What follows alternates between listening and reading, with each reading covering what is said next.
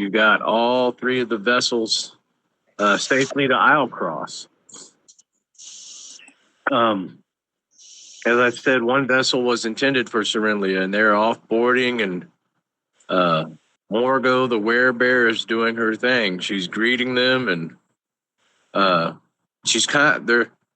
kind of shocked. Like, this is they get a boat every once in a while arrive. Their docks aren't very large. Serenlia is not a large encampment, but here you all come back with a mini fleet right now, as to speak of. I mean, that's a win-win, right? I mean, we go out in one boat, we come back with what, 3 others? So and a galley. Come back with the big galley. I want to come right off the boat. You left on a little boat, and you came back with a big boat and 3 other boats. I want to, as soon as I get off the boat, I want to go find her and slap a big old kiss on her. You know, that's my girl. Oh, Goldie and Morgo? Yeah. You know, she's that's the love of my life. She brings the beast out of me. As you go sauntering up to her, she gives you a wink and a nod and says, I ain't got time to play with you right now. You brought a small army to the shores.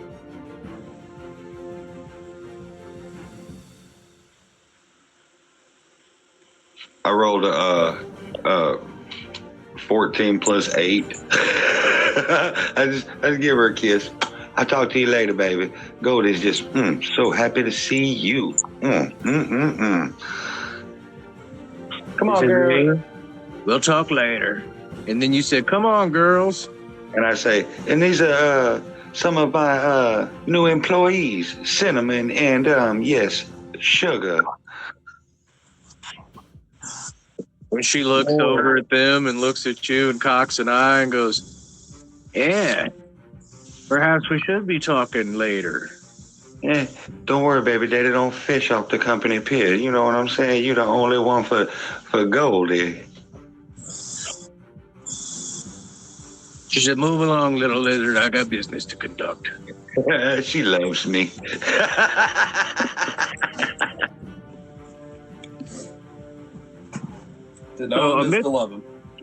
Amidst all the commotion, it does word passes quickly through Serenlia, and it does get to the buyer's ears quickly that there's all these ships just outside the docks. The galley, in fact, is large enough that you guys couldn't really get it up to the docks of Serenlia. They're not made for a ship that size, so you guys anchor the galley off a little ways, and we'll probably enter via your boat or whatever, the Osprey. I'm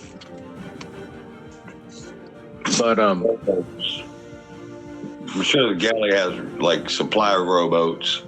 Yeah. There's other things too that you guys can sort out the formalities there. You know, I figured maybe barrels of rum and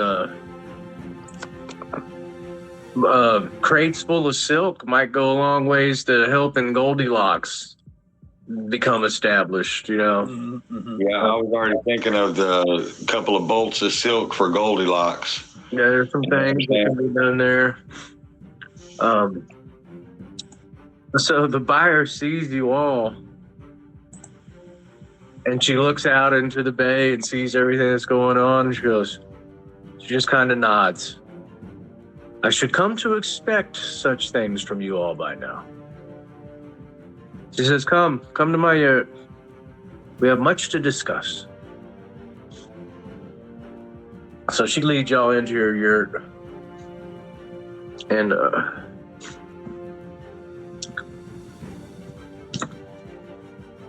I've heard of your heroics back in Palebank. I'm glad to see that you all have returned unscathed.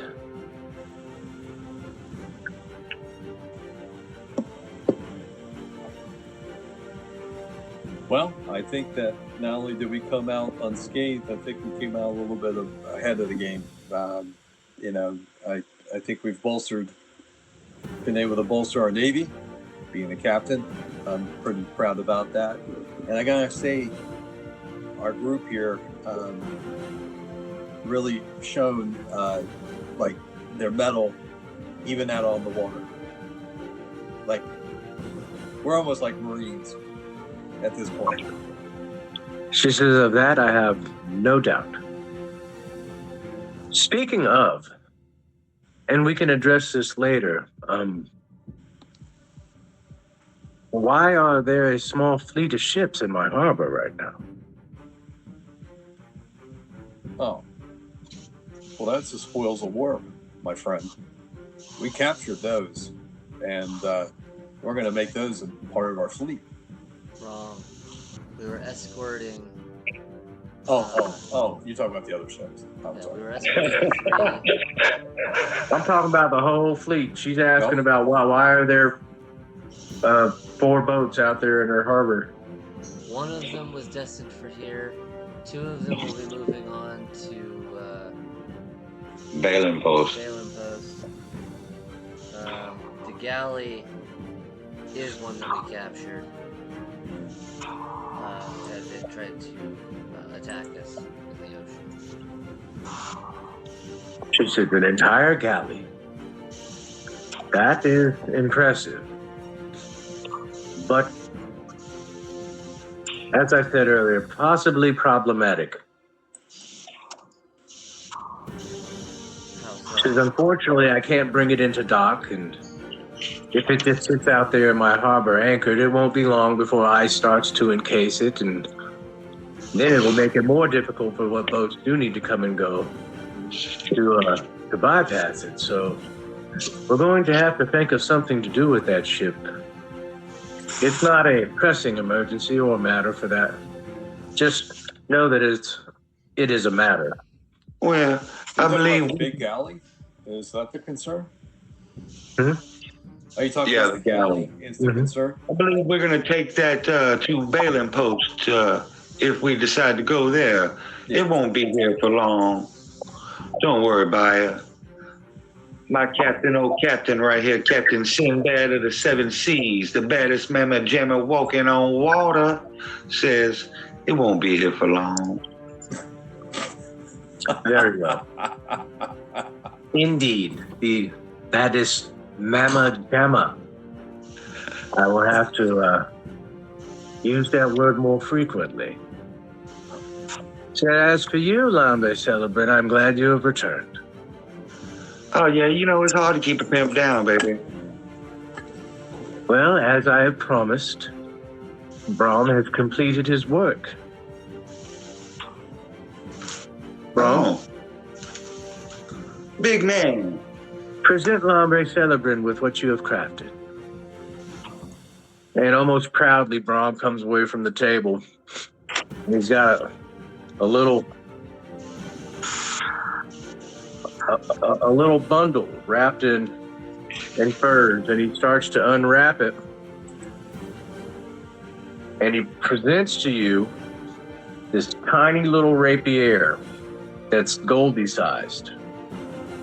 The basket hilt on it looks like it's crafted to resemble like a dragon's wing, and you can see the little broomstones that you've given him embedded into the basket.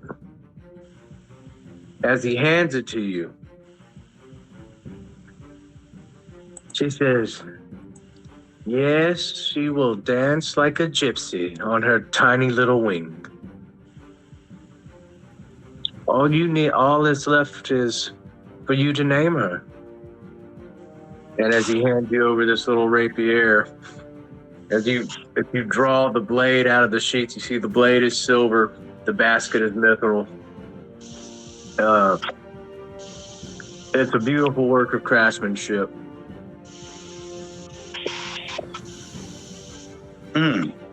As I kind of flitter the tip of it, not only does she dance, baby, but she sings too. Ooh, this is my little tiny dancer. All right. When you say the word tiny dancer, it triggers the rest of the buyer's casting, and you can feel it kind of thrum in your hand.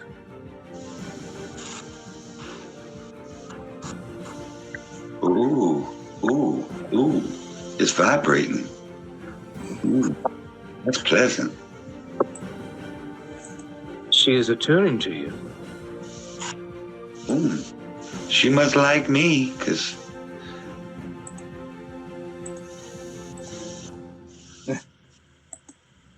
He's probably giving Goldie ideas of like, service offerings later on. that's exactly what I'm thinking of. Gosh, I could extend my menu out if I could add like the service of attunement. The unattended consequences. The unattended consequences. Come to Goldie's and get attuned. That's going to be part of the motto. Now, in keeping with deals, she says, I believe Dr. Jonesy has located, with great probability, the location of the first of the essences that I've been seeking. It is the essence of fire. And we believe that it is somewhere on the Isle of Dampbank. It's an island in the North Isle Cross. It is out in the frozen seas, though. And this time of year, whereas you all have experienced the thin sheets here on Isle Cross, I would describe this area of ocean more as the thick sheets. It is not easily passable by sail. That doesn't seem to be a problem for you all most of the time. Yeah. However, landing on a sea of moving ice could be quite treacherous should you be forced into that situation. So Dr. Jones is actually back in Balin Post now, and I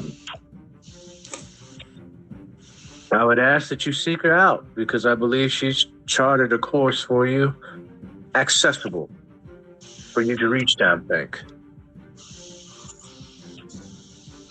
Oh, yeah.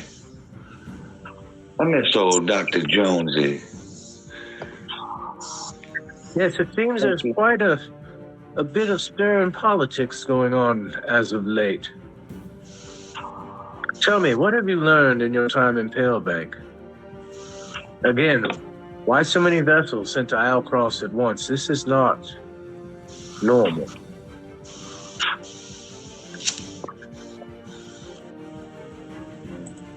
The Empire is seeking to expand its influence.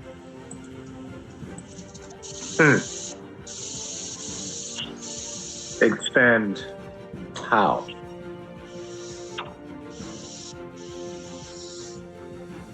Well, I think they want to try to take over some land, make it a little bit bigger for them over here, a bigger footprint. They're looking to claim Isle Cross as part of the Empire? Yeah. Oh my. Yeah. You see her sit back. She sits back in her cushion and kind of ponders for a minute. She says, I'm not entirely sure I like the sounds of that. Isle Cross is home to many native peoples and kinds, even before Aor crashed upon it. Not exactly sure how this will unfold.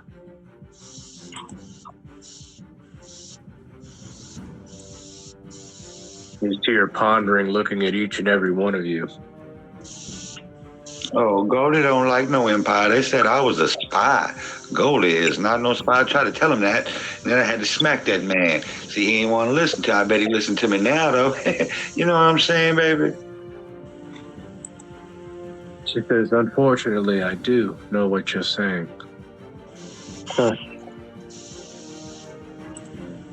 Well, be wary in your travels. If politics are at play, This free land may not become free for long.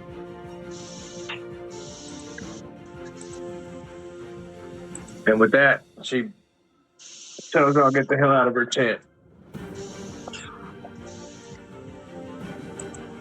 All right, so tell me what this rapier does, so I can write it down here. It's a dancing sword.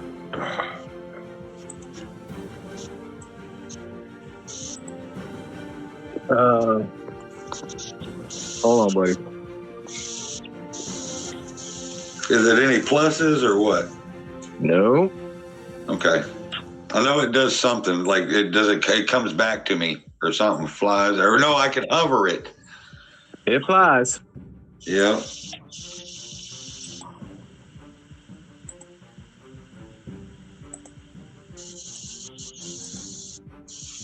Give me the Wikidot version, please.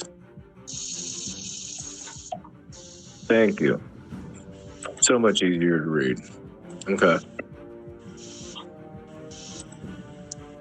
All right, I'll read it to you and then I'll send this to you in Messenger. Okay. So that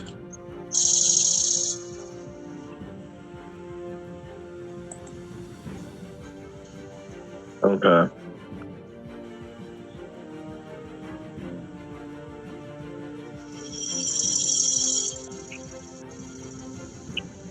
Okay. You can use as a bonus action to toss this magic sword into the air and speak the command word. When you do so, the sword begins to hover. Flies up to 30 feet and attacks one creature of your choice within 5 feet of it. The sword uses your attack roll and ability score modifier to damage rolls. While the sword hovers, you can use a bonus action to cause it to fly up to 30 feet to another spot within 30 feet of you. As part of the same bonus action, you can cause the sword to attack one creature within 5 feet of it. Oh, cool. After the hovering sword attacks for the 4th time, it flies up to 30 feet and tries to return to your hand. If you have no hand free, it falls to the ground at your feet. If the sword has no unobstructed path to you, it moves as close to you as it can and then falls to the ground. It also ceases to hover if you grasp it or move more than 30 feet away from it. So keep it within 30 feet. Heard. Right? That's what I'm getting there. Yeah. I think that's 30 feet that he's trying to get Right. across. 29 feet, 0.5. Mm-hmm. Just to be safe. I mean, you can get out there if you want. Just know you got 4 turns. Like, you can get it out 60 feet, but you might want to start bringing it back in after, You know, I'm good. I'm good for a good 30 feet, man. 29 and a half. I like a little buffer zone, Yeah. A little soft cushion there.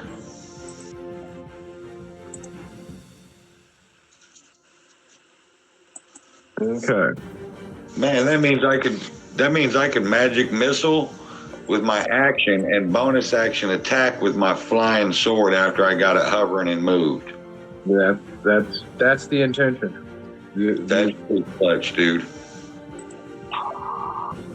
And seeing as you collected broomstones and mithril and throughout your adventures, I'm gonna go as far. And you gave her a bunch of money.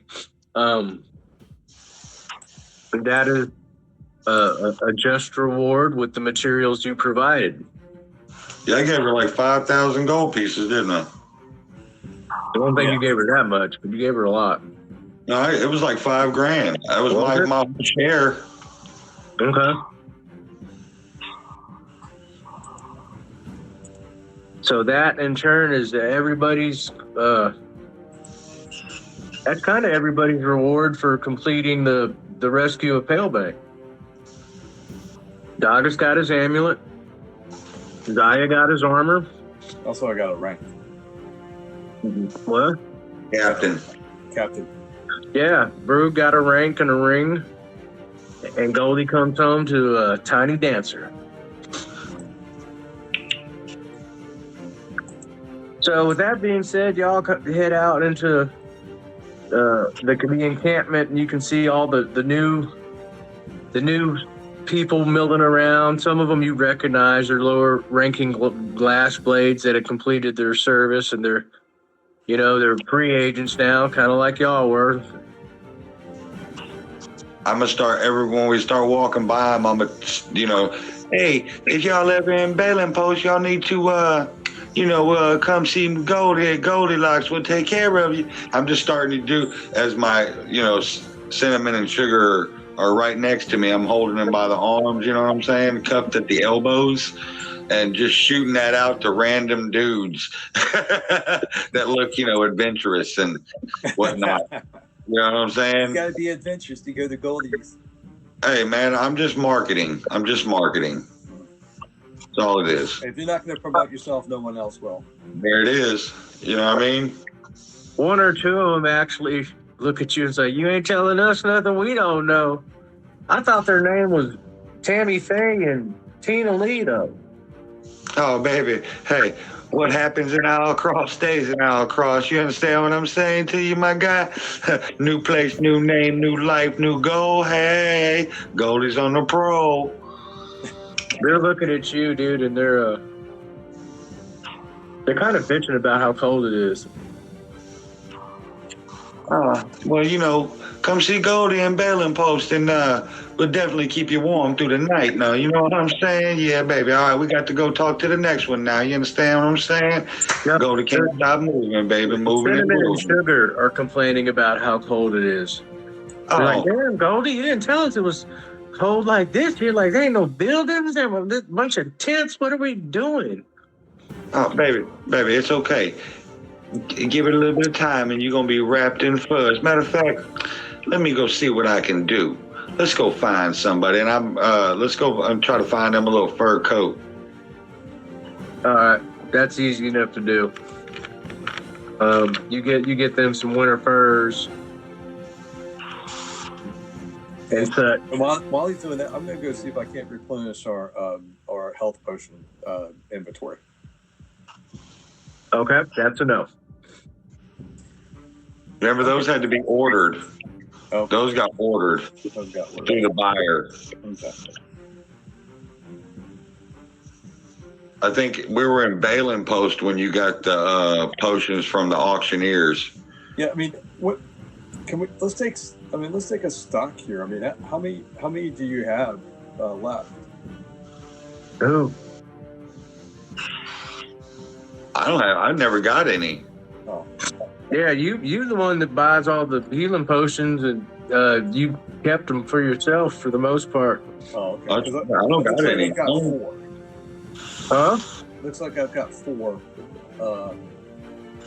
greater healing potions. Okay. Yeah, the only thing I got an elixir of time, firing, and it's fire and cold resist. That's the only thing I got. I have an elixir of Thrime as well. What does that do? You have one as well, Michael. I don't know. What does it do? I don't know. It gives you resistance to fire and cold damage for an hour. Oh, I like that already. Okay.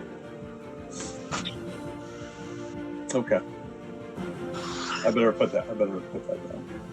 I would if I were you. Yeah.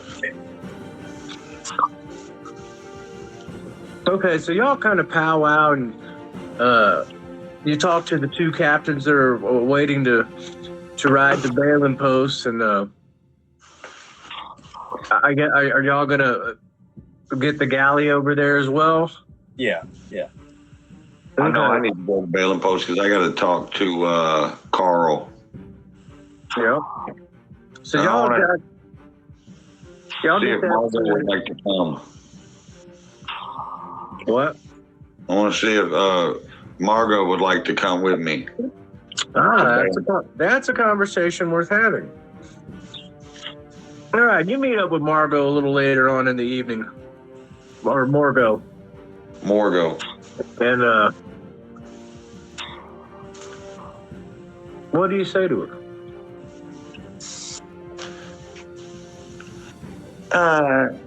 Hey, baby, let go to spit something in your ear a little bit. You know what I'm saying? Come here. you know that night meant something to Goldie, and that means a lot to Goldie because not a lot of nights mean a lot to Goldie. I have a real serious proposition for you. I know, you see, I have acquired 2 employees that are going to need sometimes a little tough love, but a lot of things that I can help you, that I know you could provide for them. I would love you to come to Bailing Post with me and help my other associate, Carl, in setting up Goldilocks. And, making you Goldie's number one. What do you think, baby? You want to be Goldie's number one? Goldie gonna take care of you now, baby, for sure. She said, so what are you offering me here, little lizard? You want me to give up this rough existence out on the tundra, slapping adventurers into shape and fighting off saber-tooths to babysit your horse?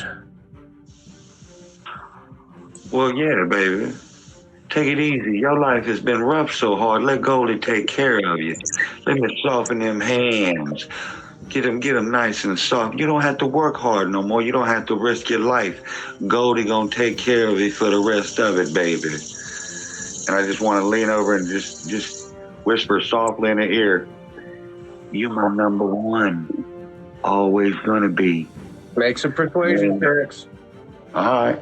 I got a +8, 9. +9 to persuasion. Oh, that's a nat 20. You just rolled a nat 20? I did. Holy shit. Okay.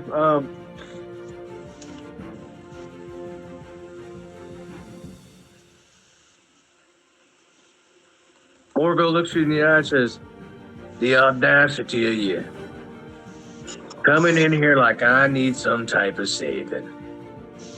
Well, don't break my arm, little lizard.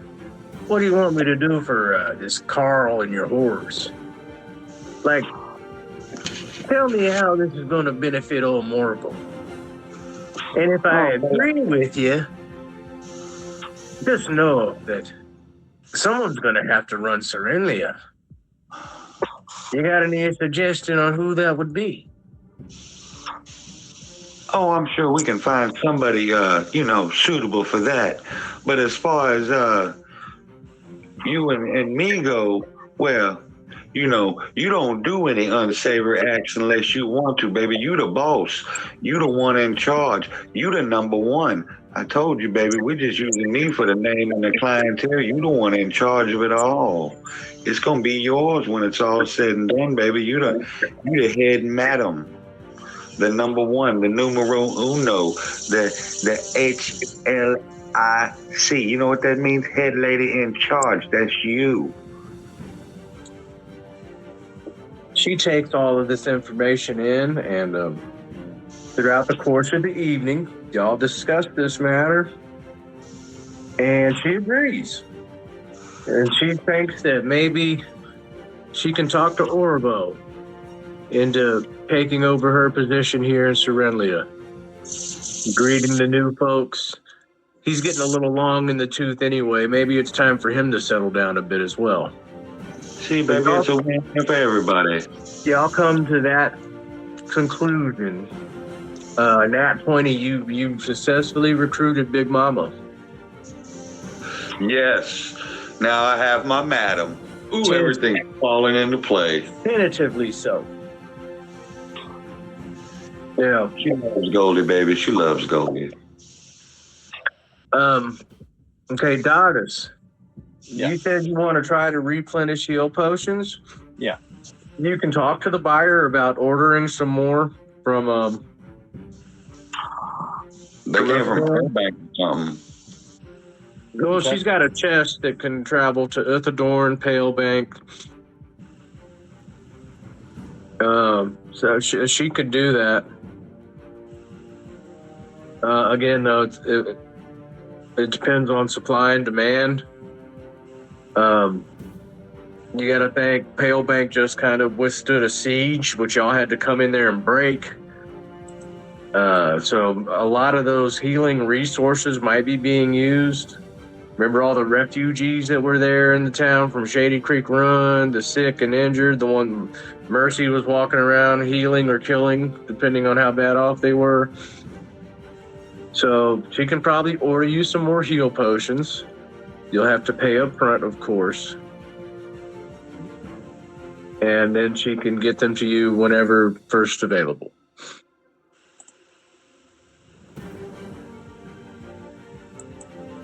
But there are none to pick up at this current moment. Because y'all got some money, you got some stock. You got a galley, I'm not sure what you're going to do with yet either. And she tells you that's a fine prize. And she offers to put a word out.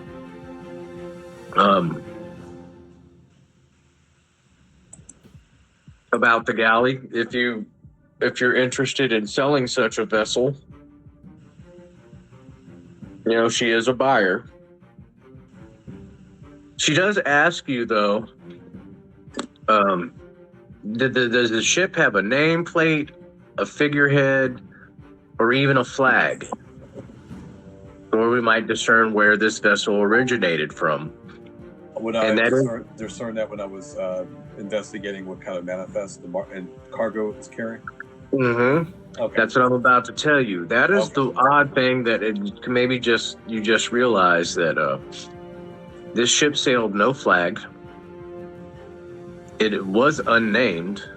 There's not a nameplate on the side of it. There's no identifying mark on it whatsoever. And the captain's manifesto was always written very, very loosely. Ambiguous, right? Mm-hmm. Which is very odd because normal pirate vessels kind of lout their name and their infamy, their reputation as what ship does what. You know what I'm saying? It's kind of part of the pirate mythos, so to speak. And for this vessel, first off, she says it's odd that a pirate ship would be operating this far north to begin with. There's not many ships that sail these waters, except for, you know, the few whaling schooners like Captain what was that captain with the hook that brought y'all there to begin with? Craghammer. You know what I'm saying?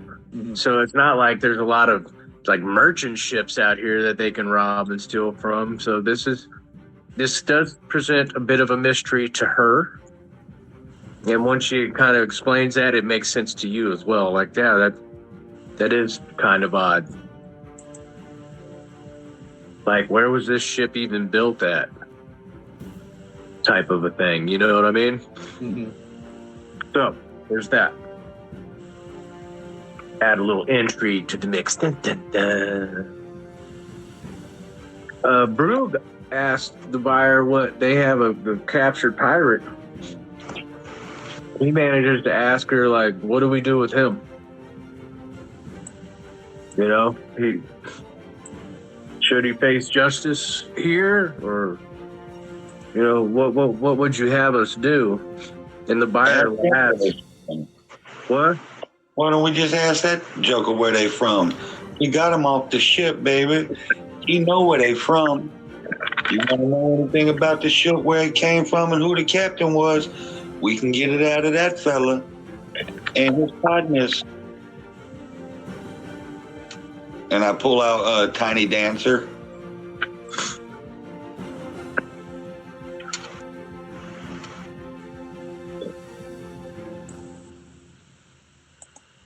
All right. After interrogating this thug, you realize he's actually from Shady Creek Run. The captain was the wizard. His name was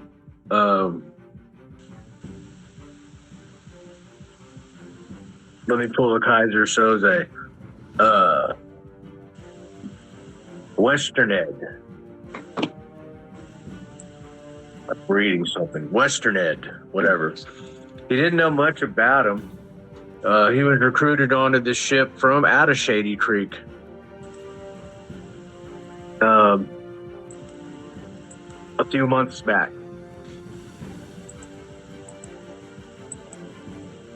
and he hadn't really been on the vessel very long.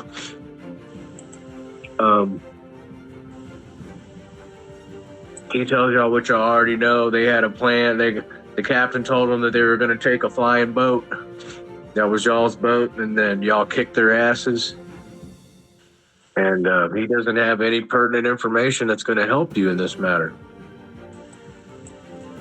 How long? I want to ask him how long you been a sea scoundrel?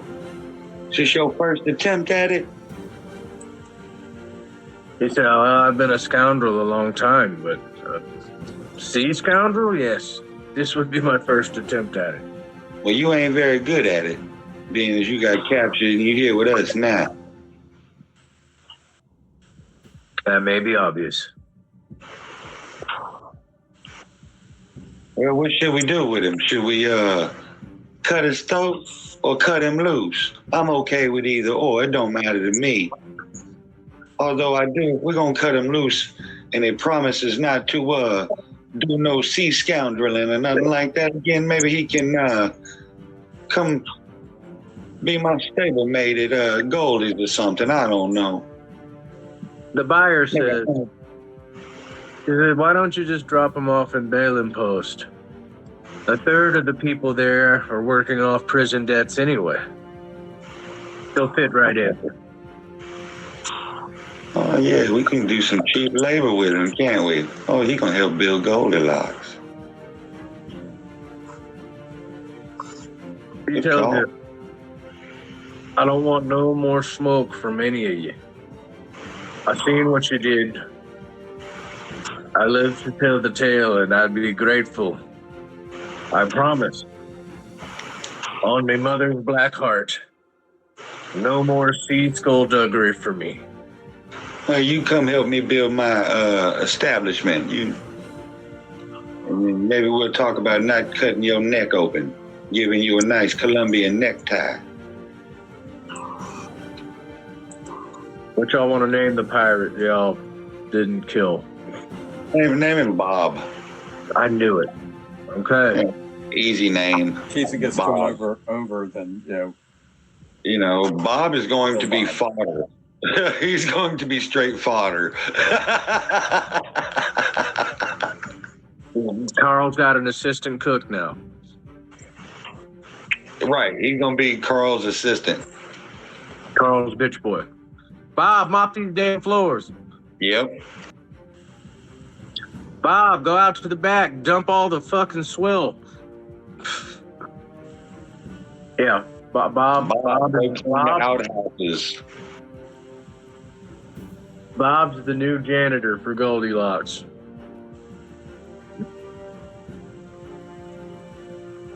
Roll a couple intimidation checks, Goldie. Yeah, I'm building an empire here. I'm sorry, fellas. Empire. You know, in Dodge's mind, he thinks that you're building a fashion empire, like you're building like a clothing line. Bro, you're never gonna believe this again. Holy fucking shit! Hold on, let me get my camera. Pop up, motherfucker. Can you see that? Well, you better save that for the fight. Yeah, man. Don't use all Holy your Don't burn all those up yet. You're gonna need them. Okay, so Goldie convinces Bob that he's gonna work a debt of servitude off in this establishment once they reach this place called Balin Post, and they're gonna sail out the next day for it. I'm gonna sign a contract. Bob says, no problem. I'm not in with y'all. I'm making him sign a contract. Cool. I watched two of you wipe out my entire crew. Another one killed the boss. Never even got close to him. I'm good. I was wrong. I shouldn't have joined the gang. I was young. I'll make whatever I gotta do. He's made some come to Jesus life choices now. He has had a come to Jesus moment at the hands of the pimp. And on the wrong path. I've been corrected. Bob has had a moment of revelation. I gotta rethink my life. Okay, done. I'm sure even Douglas approves. He's like, yes, Well, redemption. Hey man, Douglas is thrilled because man, it's to him, he's like seeing the light. You know, like he's coming into the fold. He's coming to the right side of the fight now. You know, he's going to be part of the solution as opposed to being part of the problem. Everyone's warm and Douglas fuzzy. is like, And Goldie's thinking, Amen, looking brother. at Doggett all exhilarated. Goldie's thinking, not only do I get a janitor, but now I'm getting in real tight with Daggett. Maybe he'll start fulfilling his part of his contract. Oh my God. Okay. I'll donate the bolts of dyed silk to help with the fashion shop. I mean, Yeah, most definitely. Let's break away from this for a moment. Zaya, is there anything that you want to do since arriving in Serenlia? Any questions you have? Nope, I'm good. You're A-OK, Z? Yeah. Okay. I just want to make sure that each character has their say in whatever's going on. Okay, so let's get to it, y'all. Make your arrangements. I want to make sure I'm setting up steps to making sure that I incorporate the new ships into the Navy. Well, 3 of those ships don't belong to you. Yeah, You have a galley. yeah.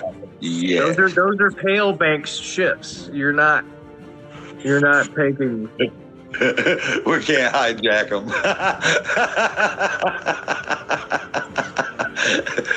Mike has For the become greater a good. spot. It's for the greater good. That's all I care about. Okay. All right. Fair enough. Yeah, you got a galley, man. What else do you want? I want a You want flying all the ship. damn- I want a flying ship that I can also sell on Mike. water. Mike said, I want to be the rear admiral of the 7th Fleet, please. Yeah. I want to command all that I perceive. All that I've surveyed. Oh my A gosh. lot of water Okay. out there. A lot of water. So, all the business has been tended to. Zaya, I mean, the reason I asked you if there's anything, like you had that insight check that you rolled so high on the other day. I didn't know if you wanted to follow that up by talking to the buyer or anybody else about that, or if you're just gonna.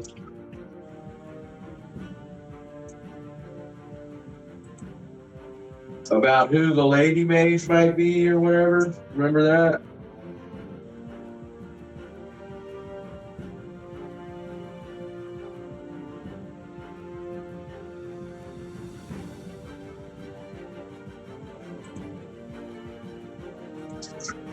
JD, did you hear me?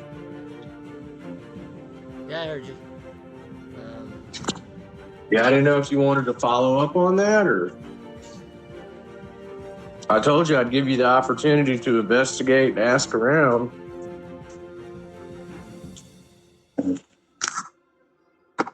You don't have to right now if you don't want to. That's totally cool too. Yeah, I just- no reason to do any of that. So. Okay, yeah, I just don't want to deprave you of that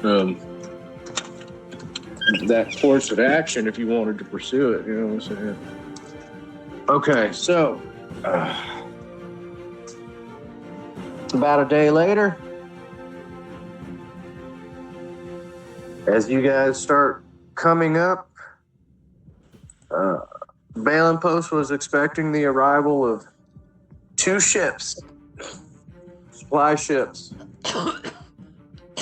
There was a bit of shock at the dock when they see a galley and 2 ships arrive.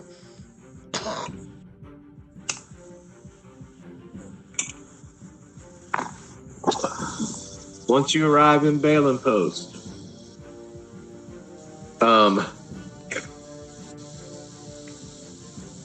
what do you wish to do, gentlemen?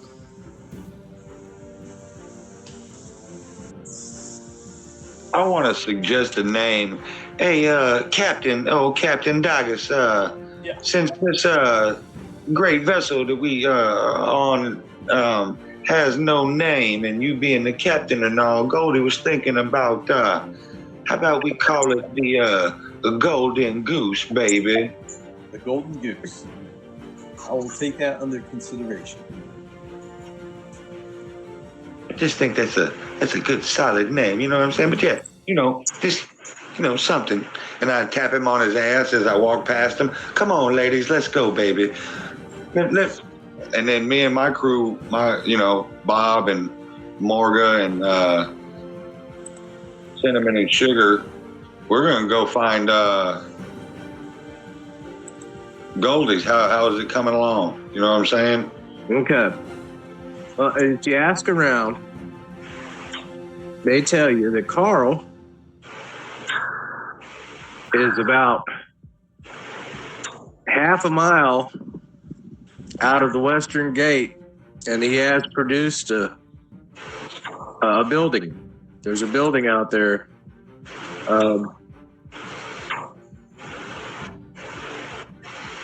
And you can find Carl out at this building that he's been working on. So you venture out to go with Morgo and Cinnamon and Sugar, and you go to find Carl. Before I leave, though, I do let Doggis, and hey, I'm this is what I found out about my, blah blah blah. And I tell them what we found out. I really need to go out there. Y'all got any business to pertain to? We can do it in town real quick. But before we leave, I do want to stop out there, get my ladies out there, get them established and set up. You know what I'm saying? In Douglas's mind, every time, because it's not the first time that this has happened, but every time that Goldie goes and like taps him on the butt, he thinks it's a cultural thing. Like it's almost like a high five, like or like a knuckle bump, He thinks it's just a cultural thing, so he doesn't even think anything about it. He's starting to appreciate it. Yeah, he's kind of like, oh, where's my butt tap? Well, Oh my God. Remember I was tapping the Goliath in the hind, and I'm always tapping hind ends. So that would be a pretty decent assumption. Yeah, it's not too far reach of the imagination. It's just Goldie being cultural ambassador, I guess. All right, Goldie, you're off to check on Goldilocks. Carl has the building erected, and he tells you once you arrive, he's happy to see you. He's like, it lacks furnishing. I'm not sure what type of supplies we're going to hold in it, but I've built it. Now I guess it's up to you to fill it. When you do your introductions to everybody and let them know that you got some silks for him to work with, which would be nice because he can make some nice bedding. Tells you he still needs some furniture and stuff. He gives you all the logistics of what you wanted and what he needs to produce it. Well, he's got Bob. Yeah, he got Bob. So all that's been put into motion now. Goldilocks will be operational soon. Right. You even got a couple barrels of rum to start off with, stocking the bar. 2 crates of dyed silk. Yeah, man, like and stuff, or bedding, or whatever. or whatever. Yeah, he can make this I don't know. whatever. I mean, that's the crazy thing about that Liar building and the fabrication spells. It could just keep making shit. What do you need? Okay, as long as you have the material. So that is starting. Yeah. And we'll put a pin in that. You got to be competitive. So Goldilocks is established with a big mama, a bitch boy, 2 hoes, and Carl, the manager. I like it. I believe that's a nice beginning to very bro. That's gonna be its cross-sympathized. own fucking story, all on its own. I can already see it coming. That's going to be a moneymaker for the group.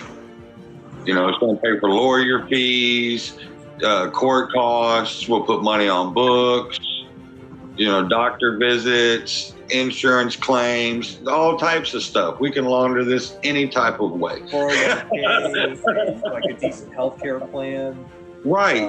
We Right. can set up pension plans for the crew through Goldilocks, you know what I'm saying? 401k, rising stock, you know what I'm saying? Maybe even like an employee stock option plan. Man, I'm telling you, Goldie's doing big things, baby. I want to be like Uncle Sam. I want to fuck everybody and don't nobody know who the hell I am. The epitome. Yeah, that's the biggest pimp the world's ever known. Man, I got aspirations, my boy. He got Uncle Sam dreams. Yeah, that's big aspirations. Mm-hmm. Okay, Douglas, you arrived at Balen Post. What do you want to do? Okay, well, I want to go and present the new ship for service in the Navy. So I'm gonna I got to come up. You're right. I'm gonna have to come up with a name so that it gets up on the masthead because it doesn't have any banners or flags or even a name. And I've taken in consideration Goldie's suggestion about being called the Golden Goose. But I'm still chewing on that, so can't take this huge decision very lightly. Got a lot of responsibilities as a captain. When they open the barracks for normal business, as they normally do, you go in and you present to them that you have this galley. Yeah, I want to register with Hallenberg. And you can come up with a name out of game and everything later. Okay. But yes, that's your one part of your business there. Yeah. Dr. Jones does see y'all enter. Zaya, Brug, and yourself, and she's happy to see you all. Okay.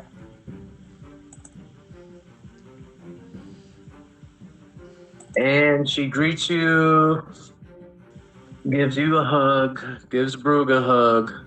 Huh. Had she met Zaya? Briefly. Yeah, briefly. Right She before shakes I- Zaya's hand. She says, "Nice to see you still."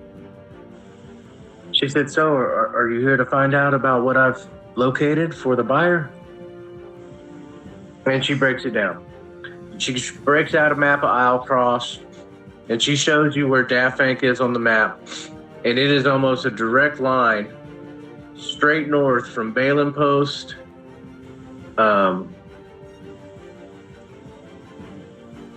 It cuts across the main. It's straight north across the map of Isle Cross to where you see this island. She said some interesting things. Few people have actually ventured to Dafank and had any type and survived and brought any type of report back. As far as she knows, it is a volcanic island. It quite possibly is the source to the lava of the lava river that cuts through Isle Cross that you guys have crossed over a few times. She says the one report that I find odd is there seems to be some type of structure on the east side of the island, like some type of a tower. It looks like a black obelisk. It's not in any of the early reports, but it's something that has been seen from ships exploring in the North region.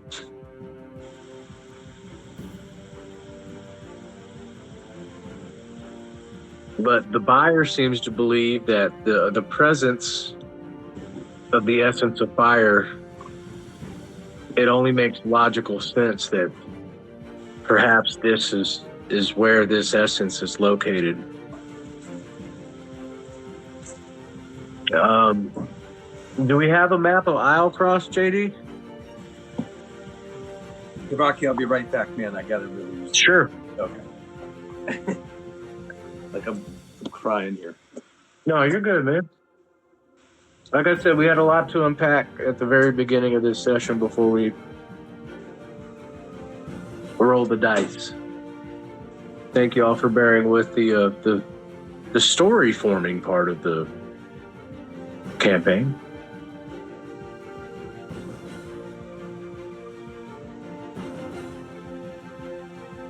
I love the role play. Yeah, man, it's part of the game. Like, if you're not role playing, are you even playing? I love it. I could probably chain Nico just to roll my dice for me. Right. I don't know. That's what I wanted to do, is get Goldilocks set up before we started doing anything. Excellent. Okay. Y'all see where Balin Post is, right? I don't know. I can't see it. You can't see the screen at all? I don't think Mike's sharing. I thought somebody was sharing.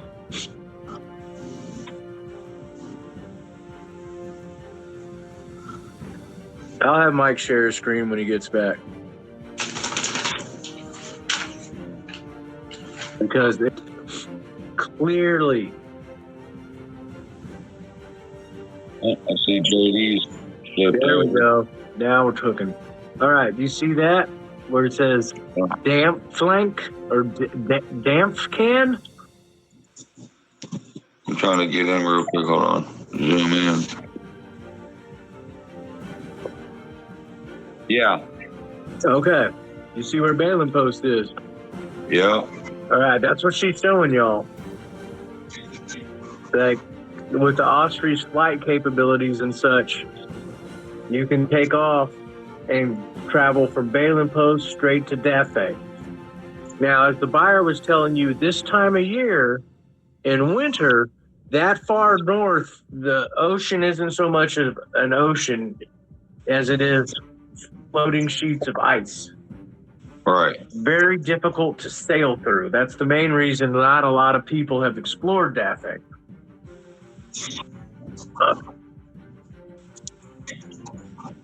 But if we can fly there, we don't have to sail it.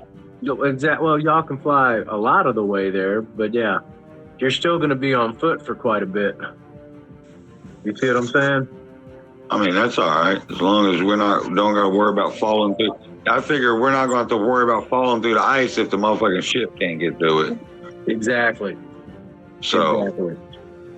But walking a little bit's okay. So But I'm figuring telling out I just wanted how you guys we to see the path of what you're going to take. Passes by one of the big mountain ranges out there and a couple other things.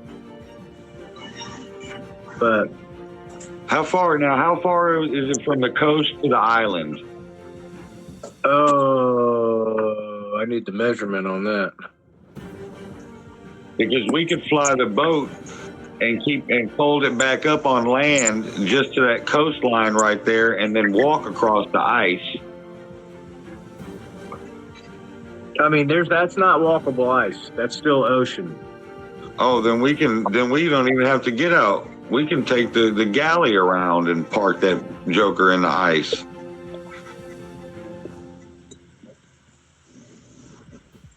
No, I intend for y'all to take the Osprey.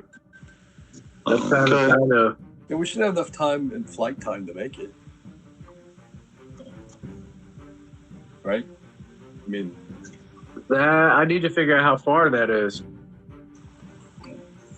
Because y'all haven't been able to fly. how about we You only take the galley? got 12 hours of flight time. Yeah, how about we do this? We take the galley as far, as close as we can, without it having fear of being captured, like outside of the ice, and then we'll And then- launch the Osprey from there in off the side of the galley and then fly we'll there. anchor the galley, and then we'll just take the Osprey and fly in from that point. It's going to be like this is like the helicopter, the first time yacht with a helicopter pad on it. So hold on, y'all are gonna sail the galley back around Serenlia, and then up north, and then try to fly the Osprey in from there. Is that what I'm Yeah, hearing? because that will ensure that we have enough flight time to get to that location And back and back. without getting stuck. It's kind of like we're going to use the galley as like a aircraft carrier. Okay, I have one problem with this. 4 of you are not enough men to sail a galley. If y'all recall, Mhm. you had the entire crew from the ship you had in tow on the galley when y'all sailed in. Same when you sailed to Balin Post. Okay, would we be Well, able to these hire people, enough men at before we go? It's not we don't have enough monetary resource to hire crew. Is there a crew available to hire?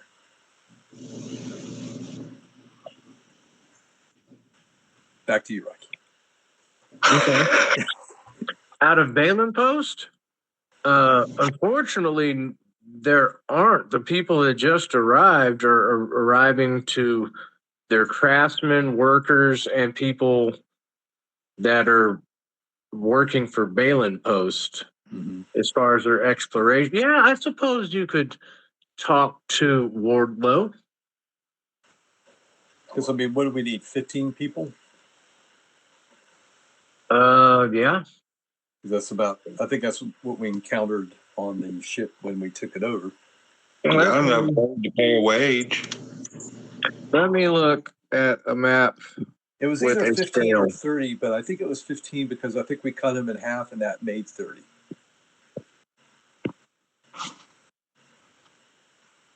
Tough crowd.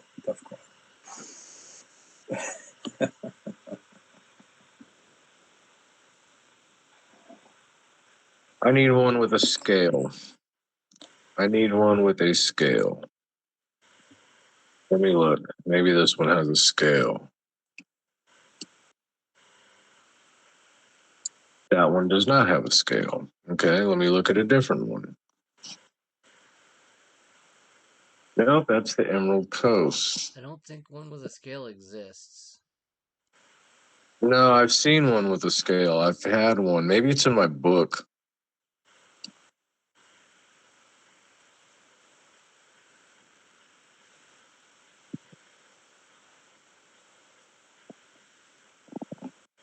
Okay. Wardlow says he could afford you a small crew. All right. Rube looks at Dagus and kind of whispers in his ear. He's like, "We don't trust. Rube don't trust Wardlow. Rube don't trust nobody from Balin Post." All right. Well, I've been traveling around enough of Brooke to trust his instinct.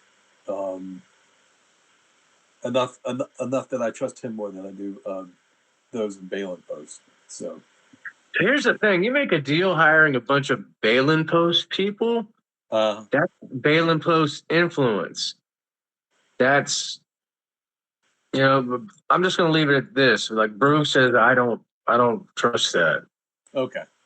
Well, I'll take that as under advisement, and then we'll figure something else out. I will find a. I know the way I've always done it. Like for y'all to get from Serenlia over there to that little set of mountains there when y'all fought the stone giants and shit. Yeah. 12 hours got you like halfway there.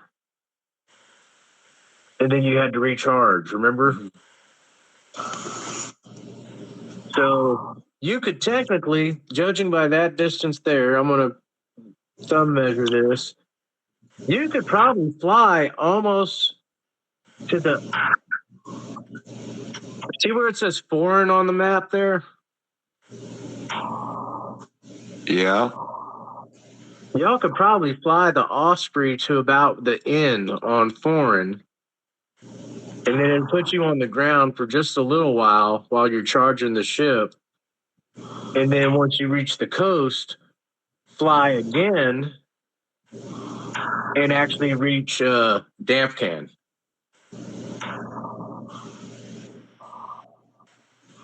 Is the way I'm looking at it. So we'd have to set it down, charge it, and then fly it again. Walk and You'd have to fly set it down, charge it. Yeah, you'd have to cover maybe a day or two on the ground until you reach the northern coast right there. And then you could, with full flight time, reach the island of Damphcan. Okay. I got my fur coat. I'm cool. I don't get cold. Yeah, all y'all are equipped for the cold weather. Yeah, no, that is a long boat journey from Balin Post all the way around the island, all the way. Yeah, this is why I created the Osprey for you guys to have, so Yeah. you could do these adventures. You know we make things difficult. Hell yeah, you do, but it's okay. That's part of the job. That's what we're supposed to do. I signed up for this. I ain't gonna start bitching now. And just so we're clear that every morning I use my inspiring leader feat for the hit points for everybody. So Okay, so y'all get everything in order there in Balin Post.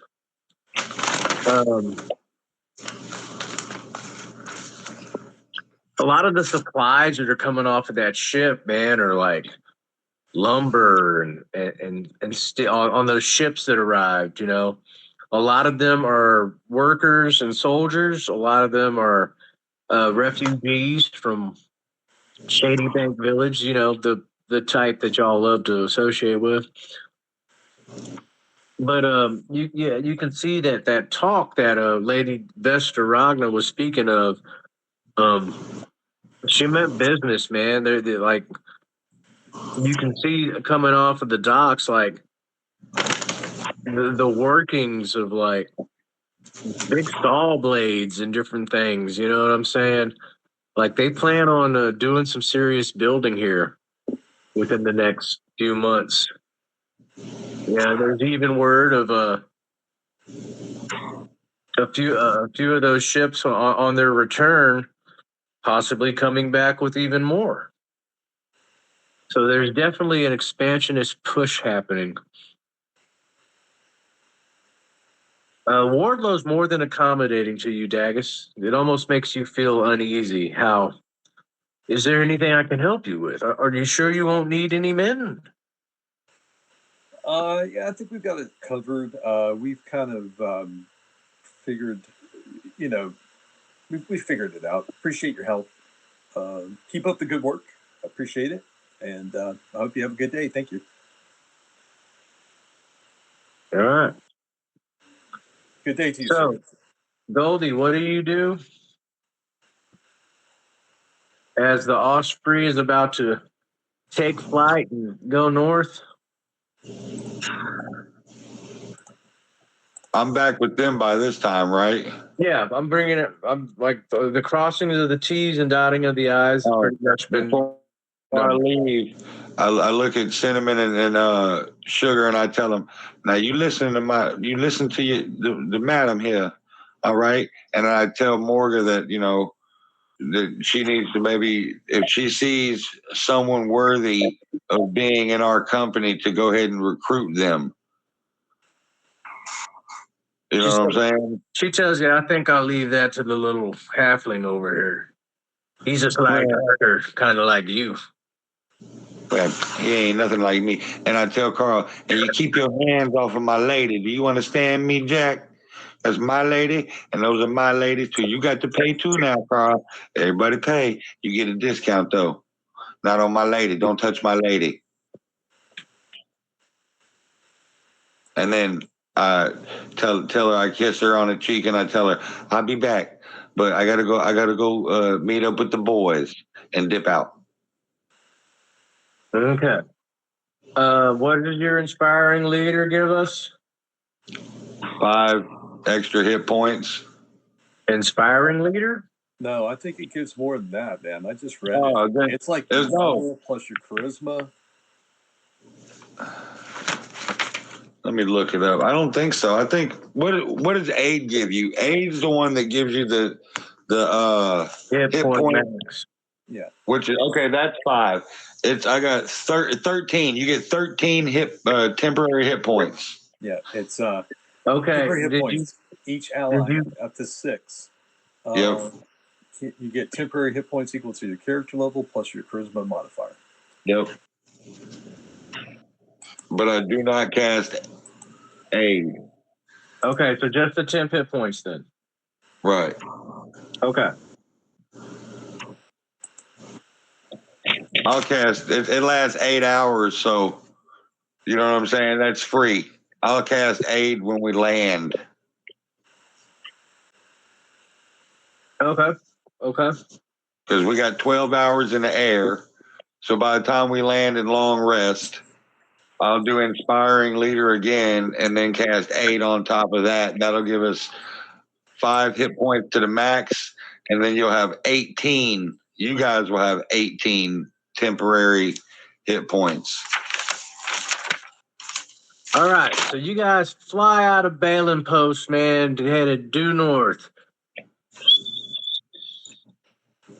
And now we can get that battle map out, JD.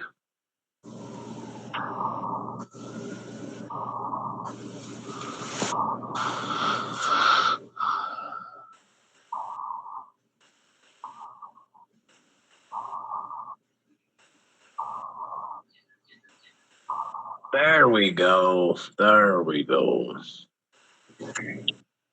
All right, let's put us.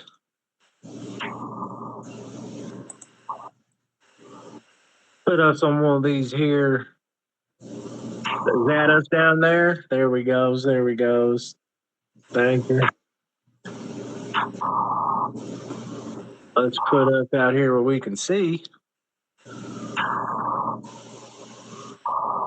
Who is that I just drug off the ship on accident? Captain Douglas. My bad. No, now we're adrift.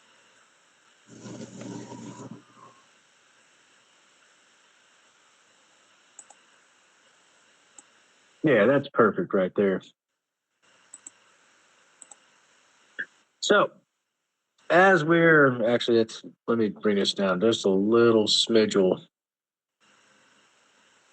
There we go.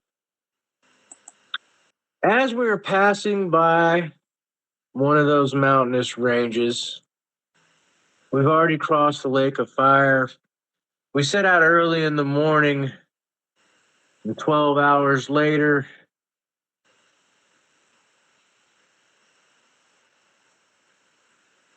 no, not 12 hours later. We're not quite there yet. It's 8 hours later. So let's say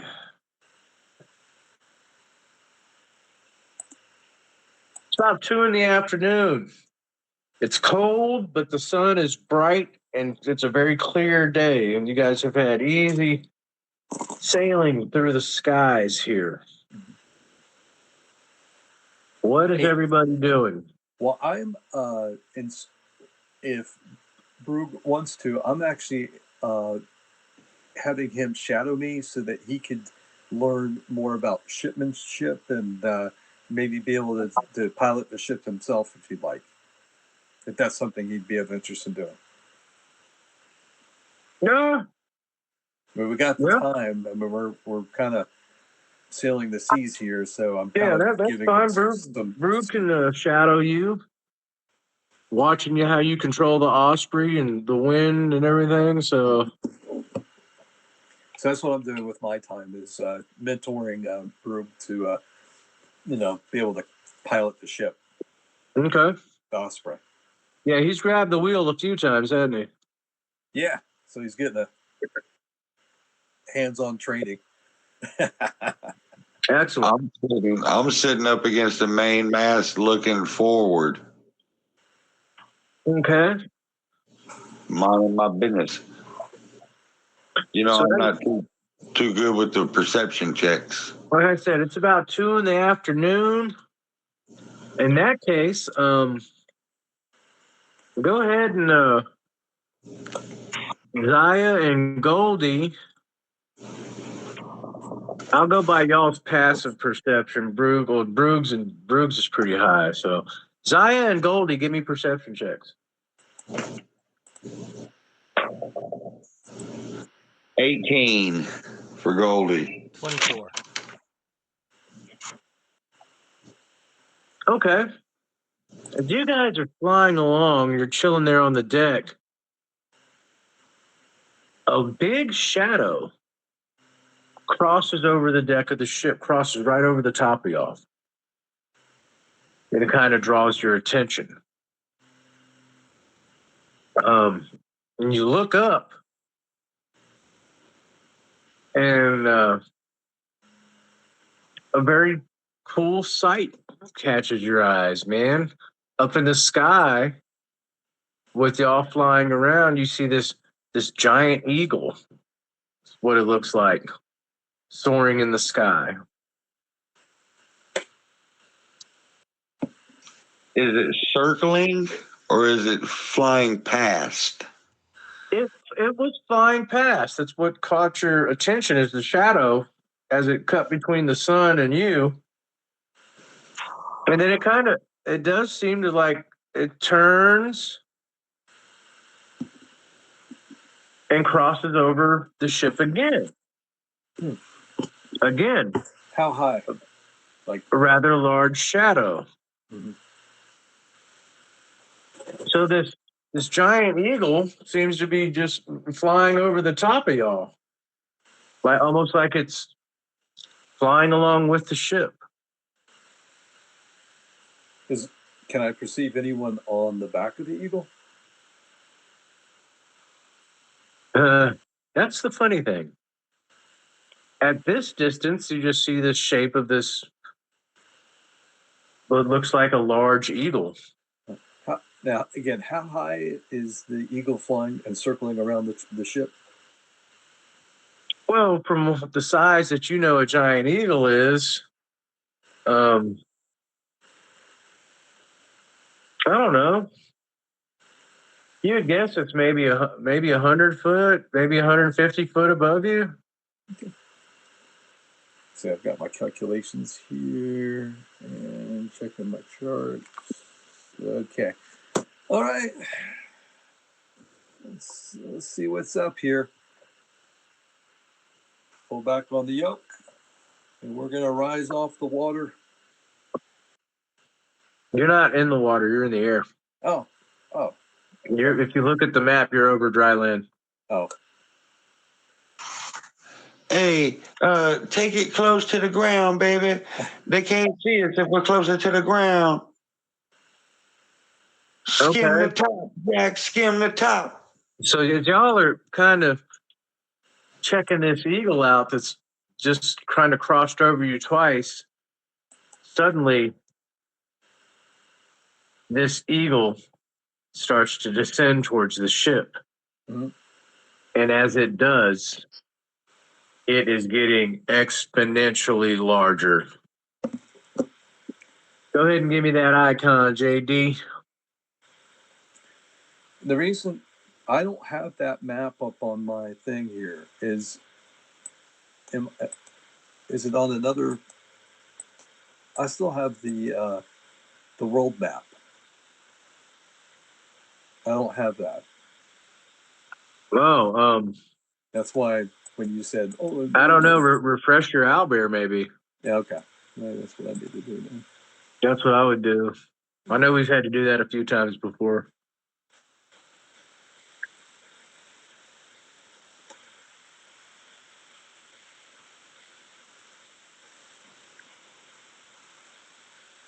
Yeah, it's completely out of it. That's why I didn't know we were over land yet. I didn't see the map. I thought we were just verbally talking it through. All right, got it. All right.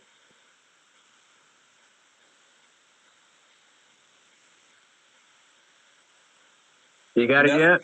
Now we can see like the eagle getting bigger and bigger, and it's getting from being a large eagle to almost like a gargantuan eagle. It is this what you thought was a giant eagle about 150 feet above you is quickly turning into a a gargantuan bird that is diving down on the ship, and it was probably closer to about 300 or 400 feet above you. Oh, gotcha. Like 500 feet. You just thought that it was. Eagle. Now it's you just thinking it's a giant eagle. You know what I'm saying? And then all of a sudden it starts to drop, and it just starts to grow as it gets closer, and you realize this thing. I'm just waiting for JD to give me the icon. And how high? We're about 100 feet off the ground as far as the osprey goes. I don't know. You never told me. You can tell me though. How high do you want to be off there? Well, that's been our normal operating procedure, is to stay 100 feet above, so that we're close enough to see landmarks, but not too close that we're clipping through trees. Right. Okay. That sounds good. And like as you saw on the big map, it's pretty. It's not like you're flying through a mountain range. You're flying close to a couple of them, but they're far. They're not. You're not in any danger of like flying into a mountain where you're at. So. And I don't have narcolepsy. I'm not going to like fall asleep at the wheel here. All right.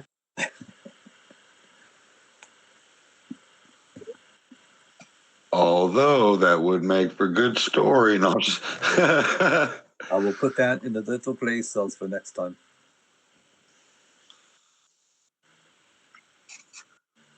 Okay. So this creature, as it comes flying down, the body of it is nearly the same size as the ship. I'm trying to make it a little bigger, actually.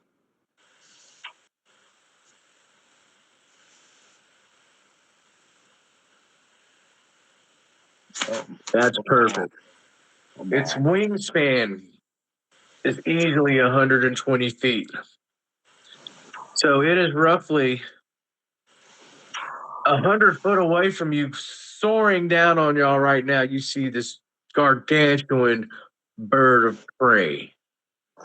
If anyone has nature, go ahead and roll me a nature check. Because there's a good chance you've heard of this beast. I don't have anything. 14. I rolled a 16, but what is nature or wisdom? And intelligence. Oh, 17. Okay. I got a 4. Zaya, you've heard of this beast. Brug has as well. Y'all have never seen one. It is a rock. How can it fly if it's a rock? Magic. R-O-C. Flying rocks. Do I have time to take an action before it gets knowing what this thing is, seeing it come down on us? Would I have time to take an action? We're getting to the point of it is 100 foot above you all, coming rapidly, and roll initiative. Okay. That's what we're waiting on now. Is that part? That part. Oh, 18. 13. I got a 13 for Goldie. So did Brug.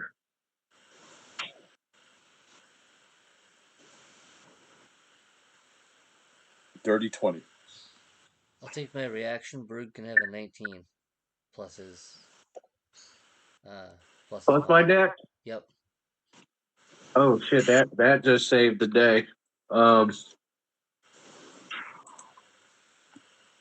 First round of combat too. That just might have saved the day, because that gives Brug a 4.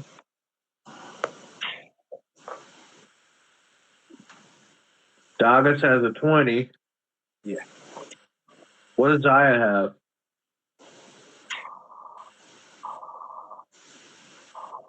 You rolled a 19. Okay. And Goldie brings up the rear. All right, Brew goes first. He sees this thing barreling down. It's 100 feet away. I am going to bonus action.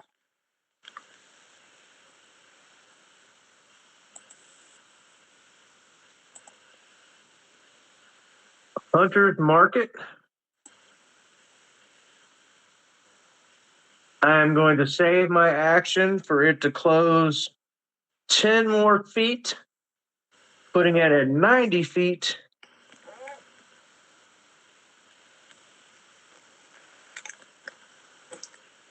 No, fuck that. Scratch that. I'm going to second level Hail of Thorns this motherfucker, is what I'm going to do. That's my bonus action. I'm going to wait for it to close 10 more feet, which it's rapidly doing. And then I'm going to launch Rally at him. What I'm going to do. Okay, so here we go. Come on, bitch, don't miss. Okay. A 6 plus 9 is 15. I hit. So it takes 1d6 from Rally, 2d6 from it not acting yet, 2d10 from my second level Hail of Thorns. Did I lose a d10? I did. Okay, I'll just roll this one. All right, boys, cross your fingers. Oh, that is fucking horrible. 2, 2, 4, 9, 5. So 4, 4 is 8. Plus 9 is 17. Plus 5 is 22. Plus 6. 22 plus 6. So that's 28. Rally returns to me. And I get another attack. Just making sure my calculation's right. And then I get my Dread Ambusher attack. So, second attack. Hits. 6 plus 6 is 12. And my last Dread Ambusher attack right before this creature comes barreling up onto the ship itself.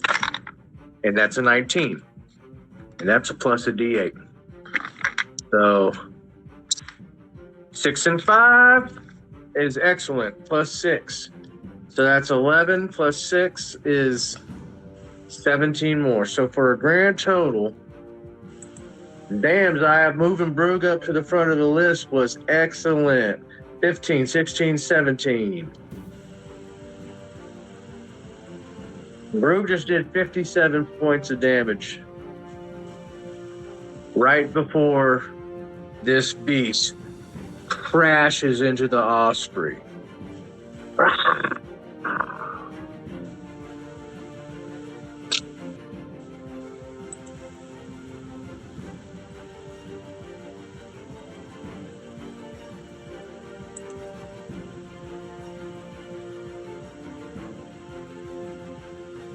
And the Rock's turn.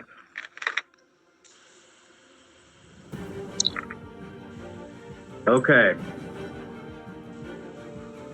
It crashes into the front of the Osprey and almost turns the whole vessel, bucking it. I need everybody to make a dexterity saving throw to not fall prone from the jarring impact. of this creature. 21. 19 for Goldie. 19 for Dawkins. 16 for Brug. DC was 15. Okay, nobody's knocked prone. Now it's the creature. That's its first attack. It does have a hold of the Osprey, and every round it's holding the Osprey. That's kind of the effect of being pulled around by this bird has your ship. Okay, so now here we go. That was attack 1.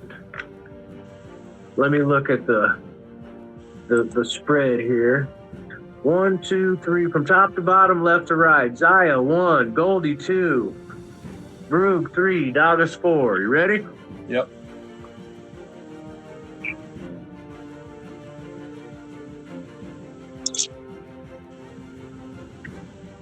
Three.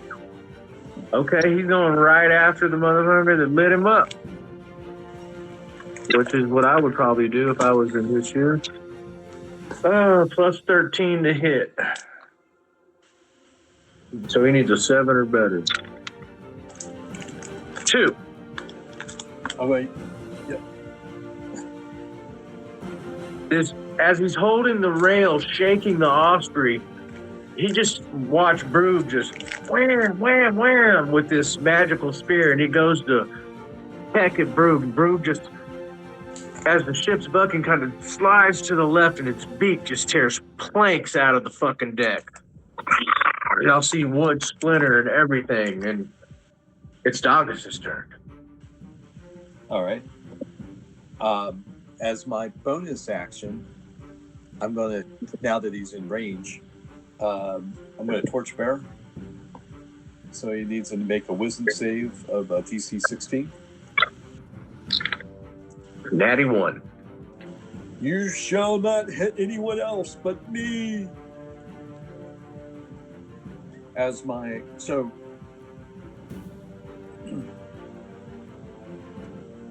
I'm going to move. So he's right at the bow of the ship now. He's crashed into it and he tried to attack.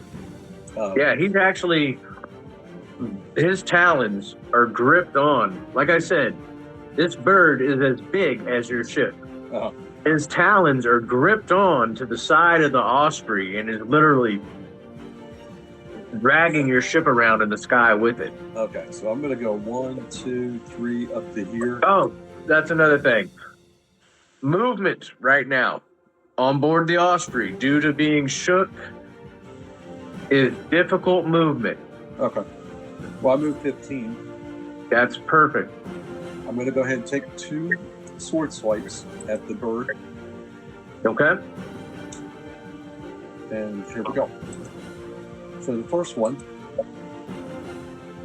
Ooh, 26 to hit. That hits. I'm going to expend out the level 2 Divine Smite out of the sword. Okay. Free? Your free one? Yeah, my free one. Okay. That's 4d8 plus 4. That's going to be, that's not so good. 24. That's very good for one sword swipe. Okay. And my second one. Good lord. 26 again. I can't make this stuff. Let me go ahead and just for the, so there you go. 26 and 26 to hit. Okay. I'll expend out one of my personal level 2 slots to, again, Divine Smite. And that's going to be a 20 points total on the second swipe.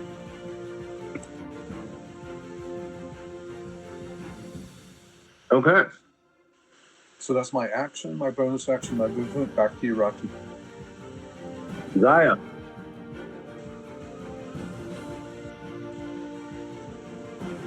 Fourth level Witch Bolt. Nat 20. Whoa! That's a crit.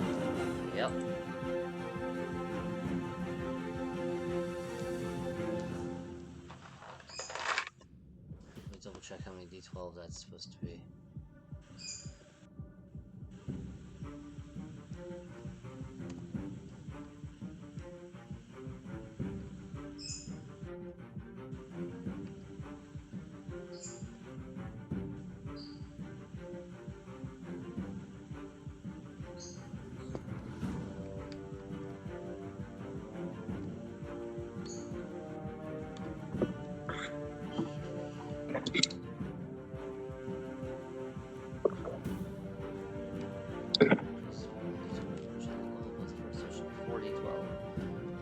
So that's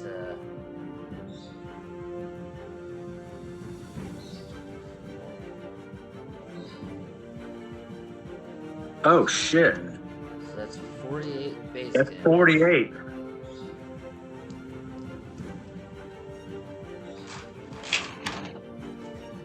Plus the roll? Yeah. Fuck me.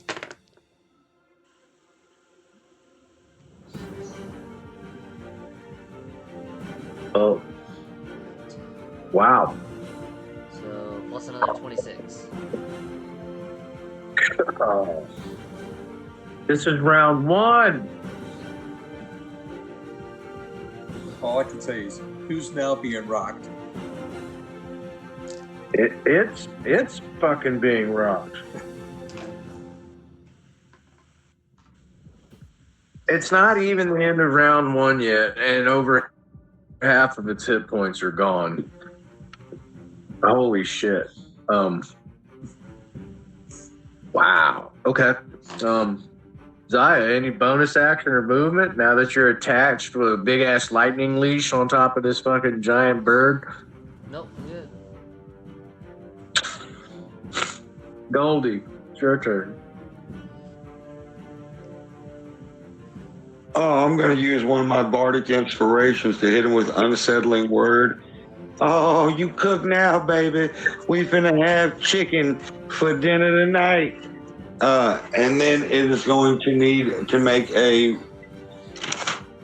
where's it at? I got it written down. A wisdom saving throw of, 7 plus 18 is a 25. The nat 20, okay. Yeah, I need the nat 20. What spell are you casting? Slow. 8. So now it's slow. It only Yep. gets 1 attack. Its armor class just dropped by 2. It has disadvantage on deck saves, no reactions. Yeah, Wow. and his speed is halved. Wow. Oh, we're back to Brug. And then I'm gonna hide, like try to find something to hide. I'm just gonna run around the mast and hide behind the mast. Does that give me cover? From this thing? I mean, yeah, he's got to go through the mast to get to me. Remember, I'm little. I'm only like 2'4".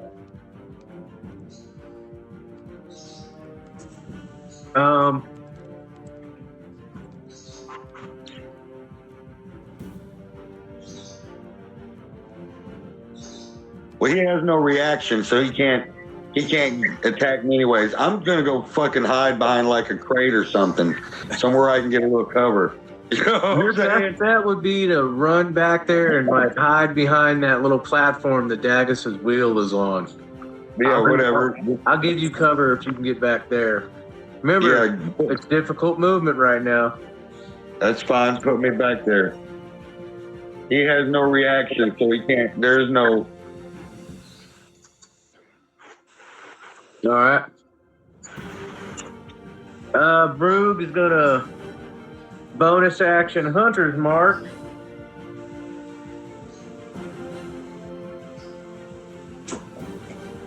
And 2 attacks. 1 with the spear, 1 with the sword. So I got a 10-foot reach. I'm gonna reach right over the top of Dagus here. Are you fucking kidding me? 4 plus 9 is 13. Oh, one hit. And 3 plus 9 is 12. Even with the reduced armor class, I hit him once. I'll use my reaction to give you a 19 on that second hit. How many 19s did you have, Sorry, JD? I had an 18, an Huh? 18, and an 8. Well, you already used your 119 Yeah, for my. sorry, so I'm at 18, not 19. Use the deck of oracles. Okay. Hey, before we start gaming, I need to know your rolls before we start gaming. I brought this up last time. Okay, I need to know what numbers you've got rolled. In fact, I'd like to watch you roll them so I know them. Just because, you know what I'm saying? It's just one of the things like, oh, that's convenient, but okay, so they both hit. Yeah, come on, yeah. 'Cause I know we talked about this. Let's have some transparency while we play, fellas. It makes it less questionable. 9, 10, 11, 12, 13, plus 12. 13 plus 12. That is 25. Oh, man, this thing is going down fast. Okay, with those 2 strikes, it does release the Osprey. It is going to make it only gets 1 attack, correct? Because it's slowed. Correct. Right. It gets an action or a bonus action, but not both. Yeah. And if it has multiple attacks, it only gets 1. Yep. Okay, so my question is it going to bite or is it going to try to grab somebody and take them with them? I think it's going to use its talons and not its bite. So 1, 2, 3. Goldie's the only one not in reach. So D6, top to bottom, 1 to 2, 3 to 4, 5 to 6.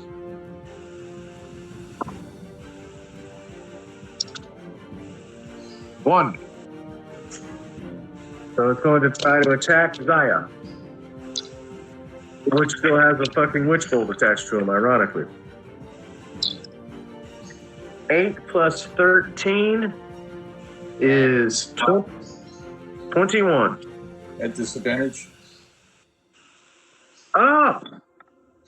Let me roll it. Hold on. Thank you, Michael. You shall not hit others. 4 plus 13. Just quite not enough. It's only 17.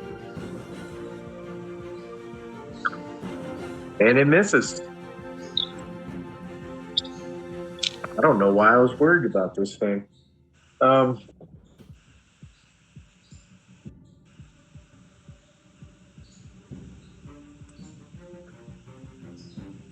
guess instinctively, because they're not smart, it is going to try to fly. It was trying to grab one of you to take with them, but it is going to fly half movement 60 feet away.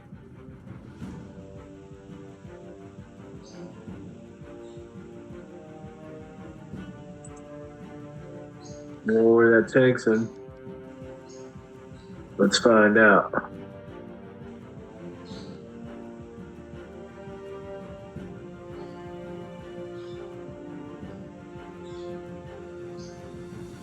Okay.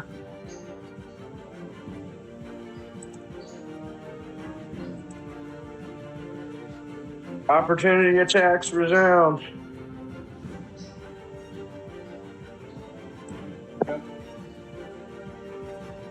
So, Doggis, you can go ahead and take your opportunity attack, and then it's your turn. Or let's,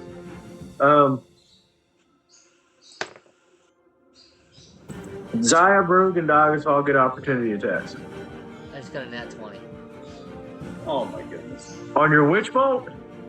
No, on my opportunity attack. Are you still maintaining your witch bolt? Yeah. Oh, shit. Okay. But I don't Roll have damage, forecasters, yeah. so I can't opportunity opportunity attack with a spell. So what are you opportunity attacking with? Fate Stealer. Okay, roll damage. So 8 plus 5. Oh is shit! 13. You thought you get your Visage property. Oh, That's shit, an extra yeah. 2d6 to roll. And remember, it's not doubled; it's just additional with the roll. Right.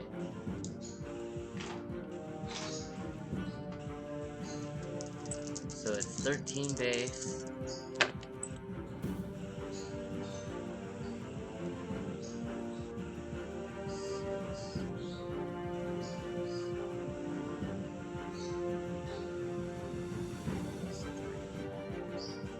Plus an additional 12. 25. Oof. Doggis, I'll go ahead and let you have your opportunity attack. Okay. Well, I'm just gonna take a sword swipe at it. Let's see.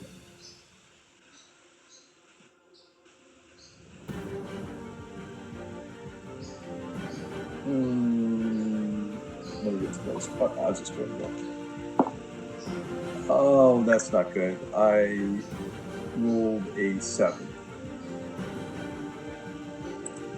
Is that with your total and everything? Total. Okay, nope, that's not good. And Bruce's opportunity attack. I rolled a 2, even worse. I missed him too. Okay, now Doggis, it's your turn. Okay.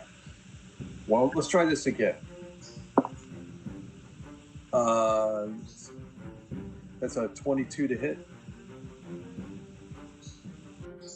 How are you hitting it? It's 60 feet away. Oh.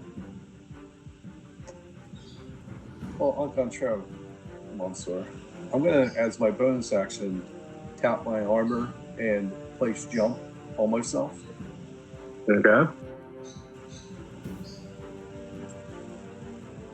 And it's 60 feet away. I can only do 54 feet. And I've got a 5-foot reach. I'm 1 foot off.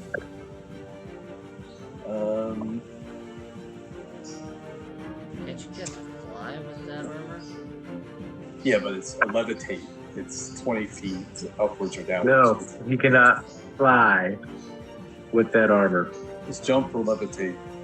So, anyways, I'll just drop my shield and sword. Zaya technically can,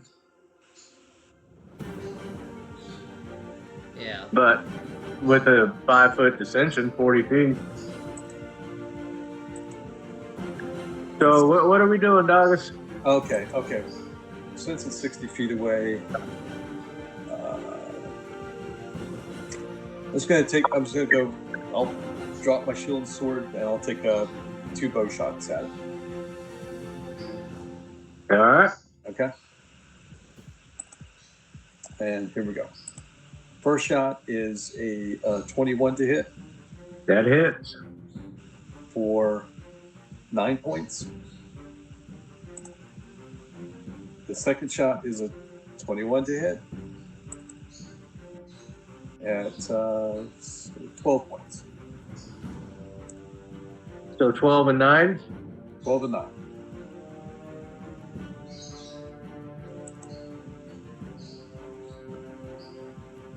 Okay.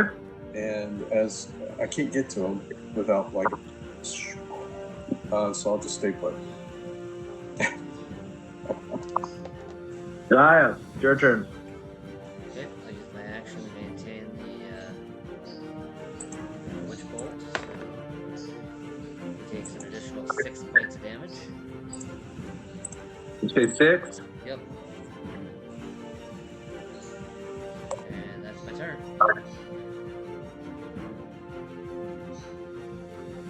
No movement.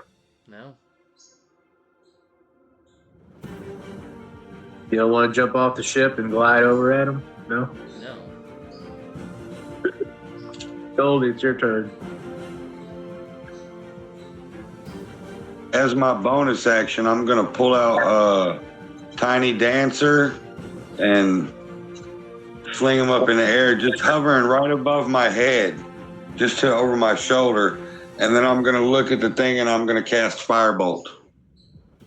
Oh, okay, roll an attack. Oh, that's 17, 8 plus 9. That hits. All right, so 2d10 damage.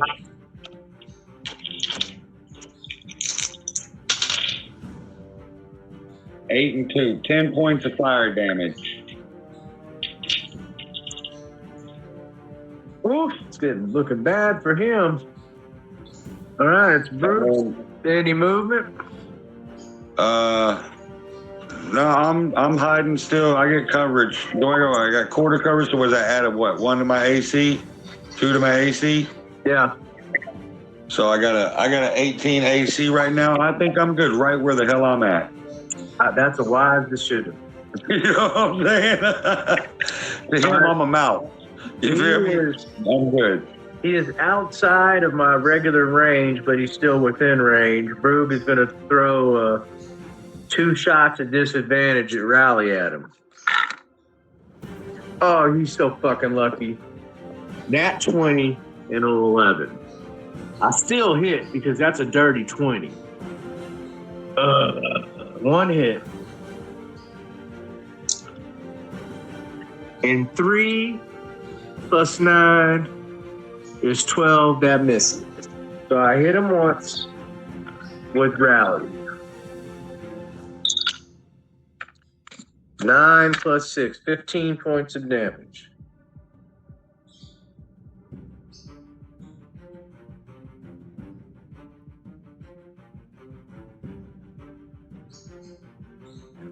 Okay. Pretty lucky motherfucker. Alrighty. So, the rock, realizing it's not getting away, comes flying back. Again, 1, 2, Zaya, 3 to 4, Dagus, 5 to 6, Brute. 1 to 2. 2. Zaya. Oh my fucking god.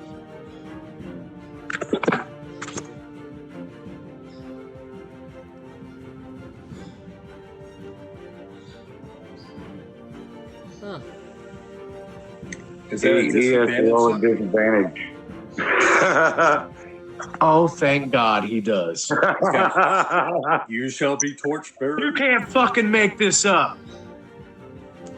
I'll use my reaction and make that an 8. That is a good fucking move. Did you see this? Yeah. He double 20. I just back-to-back 20s. 20 out of 20. You need to go buy a lottery ticket. No, I don't. Zaya does because he's got a reaction that makes that an 8. 8 plus 13 is 21. He still hits you. Yeah. But that is so much better than what was about to happen. Holy shit. Where's the other DM? There it is. All right, let's see what he does. 8, 8, 7, and 1. 16, 17, 24. 24 plus 9. 33 damage, Mr. Zaya. Ouch. That ain't shit. If he'd hit that crit, it's 48 plus 9 plus the roll.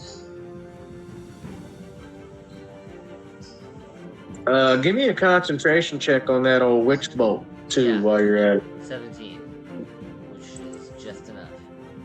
I was like, you barely kept it, huh? Yep. Oh my goodness. Wow. Amazingly enough, Zaya keeps the witch bolt on him. That's the first hit of this entire combat. I can't believe it.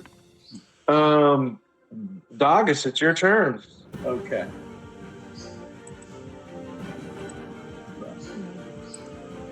I am going to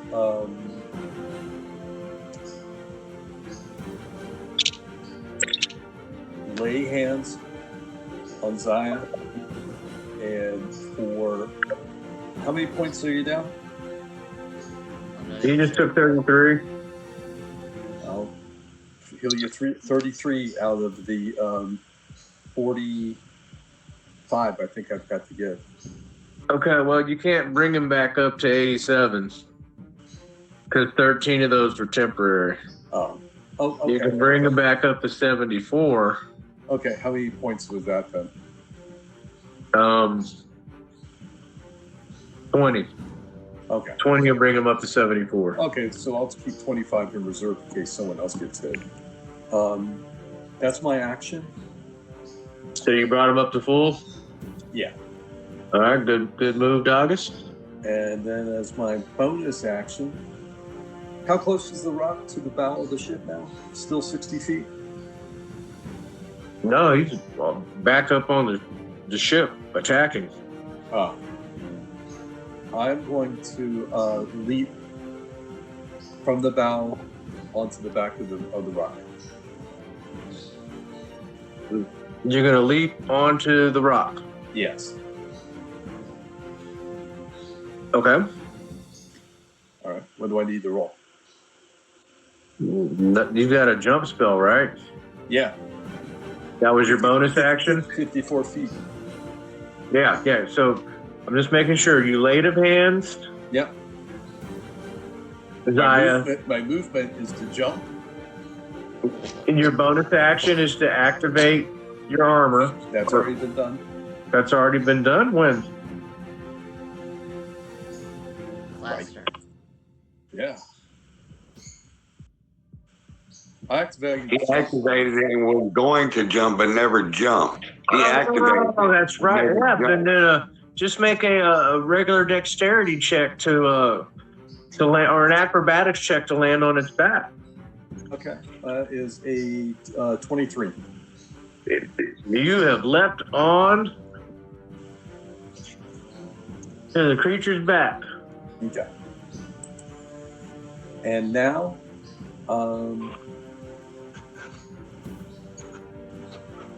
so that was my action, my bonus action. I stand corrected. I don't want to jump. I don't want to jump yet. I want to Misty Step onto the back of the rock. He'll need to make a wisdom saving throw as a DC 16 against being charmed. 17. Okay. Now I will use my movement of 54 feet and jump back onto the bow of the ship. Okay. Nice. I see that. I see what you did there. Okay. So that was a pretty full round. I healed, I Misty stepped, almost commanded the thing, didn't by one, and then boom, back onto the ship. And that's back to you, Rocky. Okay. That is Doc's turn. It is Zaya's turn now. No, Doc is just wet. Maintaining the bolt. Go. Takes another 4 points of damage. Okay. And that's my turn. Okay, Goldie. Oh yeah, baby. That thing is within 30 feet of me, is it not? Oh yeah. Oh yeah. Easily. As my bonus action, I'm gonna send Tiny Dancer in as a stabby stab. Okay. Does a dirty 20 hit? Well, yeah. That's 1d8 plus 3. Plus your dex modifier. So 7 points of piercing damage. Okay. And then I'm gonna cast Fireball. Fireball. Firebolt. Firebolt. Firebolt. Okay. 25, 17 plus 8. That hits. 2d10, baby. Mm-hmm. Oh, that's a 10 and a 4. 14 points of fire damage. And with that, the creature gets blasted and it reels back away from the ship with its face smoldering and smoking and starts to fall. I recall Tiny Dancer. Come on back, baby. Smash. It's dead. But it falls 100 feet and hits the ground. Y'all fucked that thing up, man. We rock. Yeah, We rock.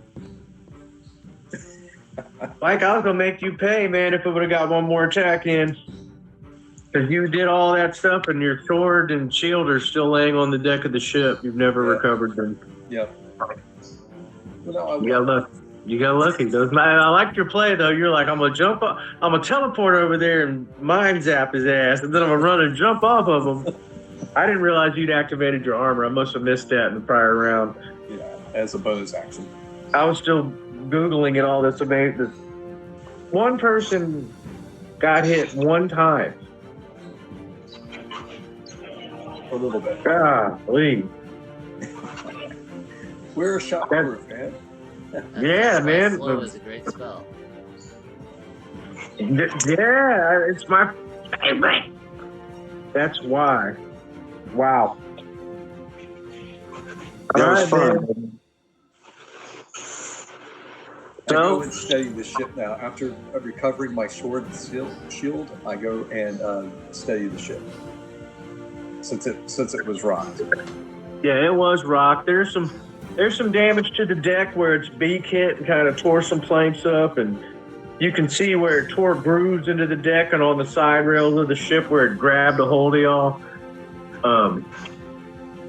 It's pretty vicious. I mean, it's not going to touch. Your ship has what I say 125 hit points or something like that. I think it's Yeah, 150.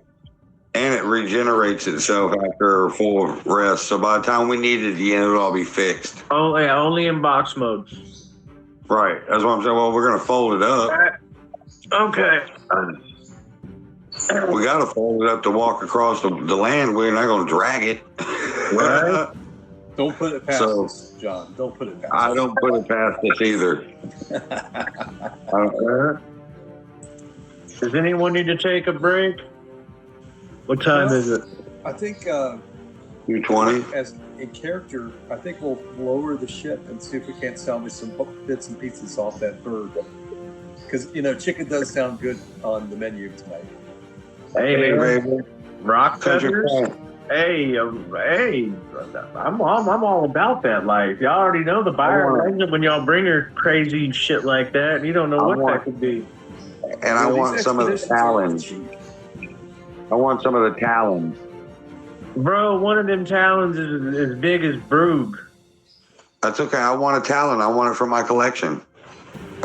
All right, man. It'll hang over the hearth of Goldilocks. Big ass rock. Yeah. I'm all about it, man. You have Some a feathers. trick for the Goldilocks. That's I'll bad. make it no. That'll be the back for the VIP couch. That'll be the back strap. Golly. With handcuffs. You know what I'm talking about? Like, you got the VIP table, man. It's always round. Uh-huh. You know what I'm saying? So the talon's got a curve to it. I guarantee it does. You know what I'm saying? Yeah, How long it's does a that talon. inspiring leader last? John? 8 hours. Well, it lasts until you use them. But that's what I'm saying. anyway. If it has a length, it lasts for 8 hours. That lasts until they gives you that many hit points. Aid lasts for 8 hours. Until you take another long rest is what it lasts. Right. Okay, Yeah. thank you. Aid lasts for 8 hours. Thank you. I said there's a difference there, brother. There's a difference there. Yeah, no, it lasts until another. they get used. I'm just making sure y'all still got them before the next, and you will. So, all right. Let's see. I use one first, one second level spell slot. Still looking good. Still looking good. I All only right. use. I got my sword back, by the way. Yeah, you said that. I heard you. I Okay. gotta feed my kids some lunch real quick. Let's take 15. All right. And you guys currently, you took the Osprey down, landed it, and have started harvesting rock parts. That's right. Wow. I mean, this is the first time I've come across a rock as Dogus. I've heard of petting rocks, and I've never flying.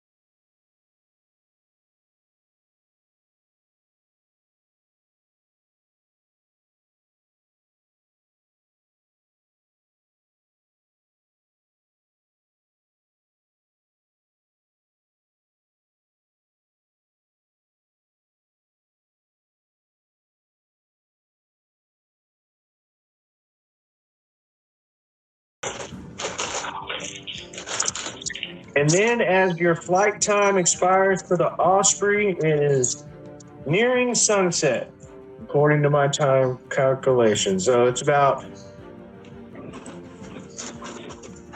is about 6 p.m. So sun will be setting roughly as Osprey has run out of flight time. Yeah, so Mike, to answer your question about that encounter, it should have been hard. Thank you. I couldn't. Thank you, because I was trying to figure out what, with the 4 of us being at level 8, what would be? It's 11 crit CR, even the legacy one. So I was trying to figure out. Y'all think- had I don't every think it- right to beat that thing. But the manner in which you beat that thing is what disturbs GMs across the world. So are we, question for the group, are we going to sit down here and camp for the night? Yeah. Then as soon as we sit down, I'm going to start and get the boat folded up and everything. I'm going to start doing ritual casting on Liam and his tiny hut. Okay. Yeah, I don't think it's smart to start going across sheets of ice, of a sea of At ice. night. Oh, not a sea of ice, but ice on the land and Yeah, y'all have to during night. to get your full flight time back. 2 days. 3 days. No, 3 days. Well, it's going to take us that long to get to the coast. It'll take y'all about a day and a half to get to the coast, probably 2 days from where you've settled in at. So I'd rather travel during the daylight than I would at night on a sheet of ice on land. Well, Me y'all too. aren't on a sheet of ice right now. You're on frozen ground, tundra Oh, land. okay. Yeah. No, just like I don't know if you were looking at that map earlier, Mike. The way I was explaining it is, at this time of year, that ocean up there is full of chunks of floating ice. It's still ocean, but it's not solid by any means. You know what I mean? Yeah. It's very difficult to transverse a vessel through there because of those conditions. Ships have tried and got frozen in the ice. You know what I'm saying? Yeah. A storm. Yeah, it's just different. There's a reason we took the Osprey. Are we still on our 15-minute break? Very much so. Yeah, I'll be ready. I need to eat some. My blood sugar, I can feel it dropping. Don't yell at me. Sorry. I'm sorry.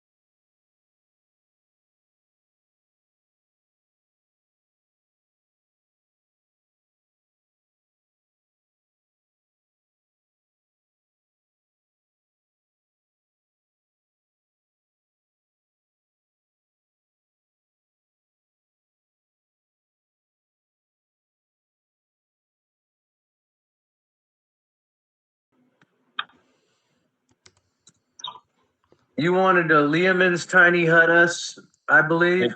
A ritual takes 10 minutes. It don't take a spell slot for a ritual cast. Correct. So I'm gonna start as soon as we get everything packed up, and I'm gonna start the little ritual. So yeah, the regular spellcast. There's our tiny hut. We'll toss the thermal cube out to keep us warm. Whatever. We got the boat folded up. Okay, bolts folded. Yeah, so it's recuperating. Right. Doggis has it in his pocket, I'm sure. Because from this point, we're on foot, right? Am I correct? Yep. The boat, For about a day and a half. Yeah. Okay. Okay. So shortly after nightfall, you guys are a few hours into what you think is your long rest.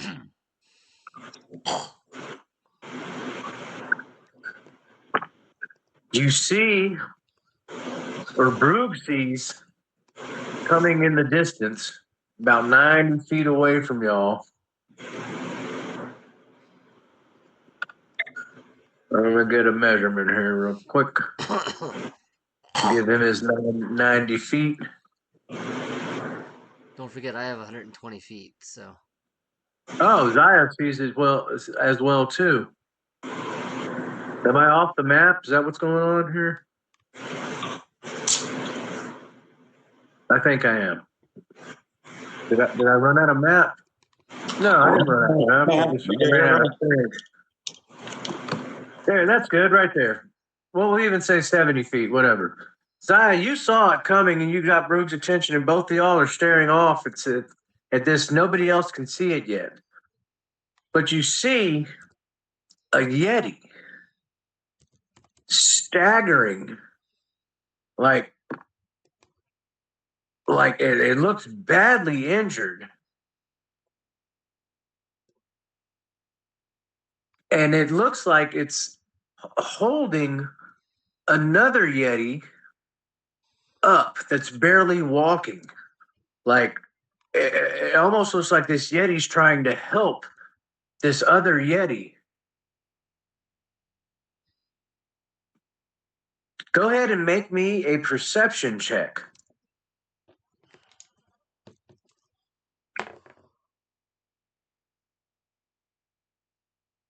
$24.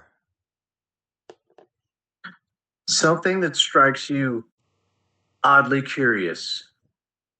The one that's like trying to help the other Yeti it's wearing it looks like a traveler's pack over its shoulder and a belt, like a beaded belt. Like it doesn't make sense to you, but like it's wearing like not clothing, but it has traveler's accessories with it. The one that it's dragging along, who looks grievously injured, it looks like it's dragging in its right arm a tattered, torn net. And they're making their way to y'all, not seeing you, but in a lot of haste, when suddenly the one with the net just kind of collapses to the ground, and the one next to it turns, and it looks like it's trying to apply like first aid to it. What do you all wish to do? That's weird behavior. Watch. I ain't never seen no shit like that.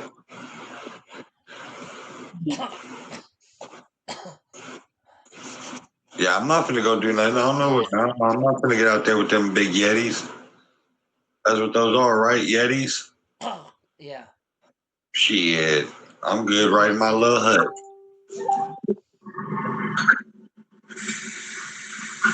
They're still outside. outside of regular bow shooting range.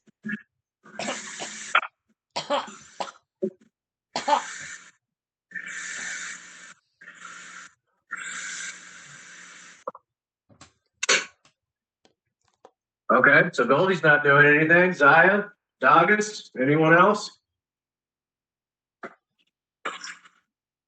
No, I'm just gonna sit and watch. So I understand we've used the Lehman's tiny hut a couple times. So I understand the principle that nothing really can enter into it for like 8 hours, and it's a kind of a based on the principle of force. And I think what I'll do is, how many hours has passed since we set up the tent or set up the dome? Just a few hours. Okay. You can leave it. You can leave it and come as you want. If I leave it, it goes away. Right. Yeah. No magic. Nothing magical inside can get out. Nothing magical from outside can get in. No force can get in, but you're allowed to leave and come back freely. Only catch is you have to be within the hut when it casts for that to work. All right. So they're like 70 feet away. Is that right? Right, Brock? Yeah, you are correct, John. Okay. I'm going to yell at the Yetis to get their attention. I'm not going outside the dome. I'm in the dome. But I'm yelling to, like, I moved hey Yetis, what are you doing out there? Get over here. Okay, Doggis, you start to yell. And one of them, the one that's tending the other, Uh-huh. looks up and is looking around. Hello? In almost perfect common. Wow. Hello? Who? Hello. Come on over here. Help me, please. My friend is terribly injured. And I fear that the feral ones are still close.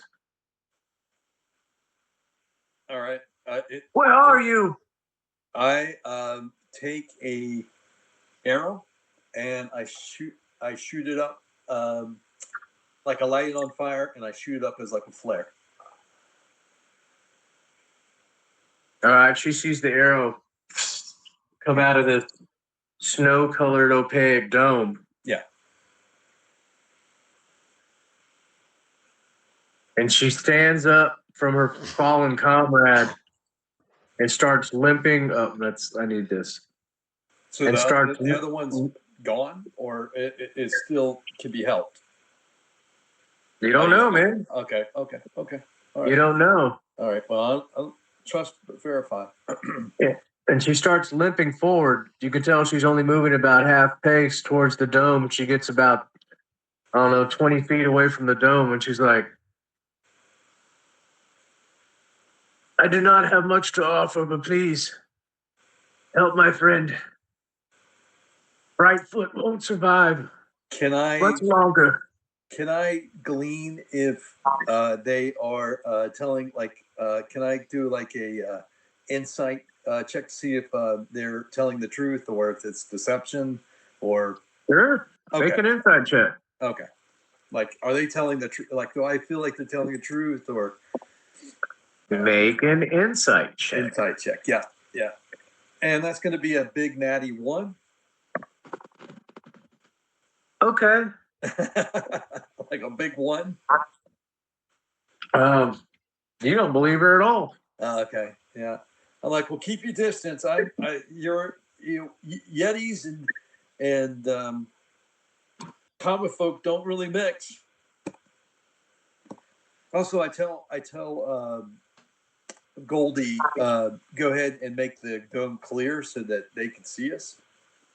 I have no fear of the protection of it, so it's not like I don't care if they see us or not.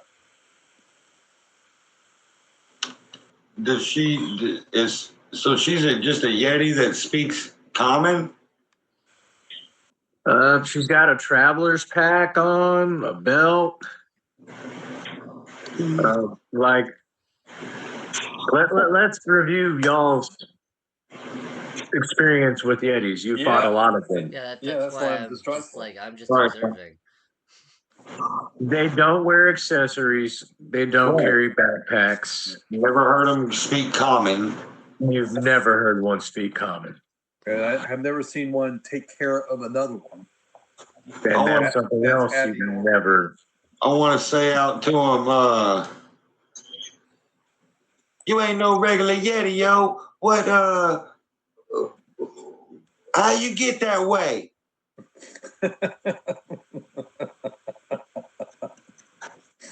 Yo, why you be the way you be? In frustration, she says, "That can be explained in time. My friend's life cannot be saved in time." She turns back and tries to start tending to him again. Okay, let me put it this way then. Is she? How close is she to the dome? Like 20 feet? You said, right? I guess I want to go It's out like and I want to 40. cast protection against good and evil.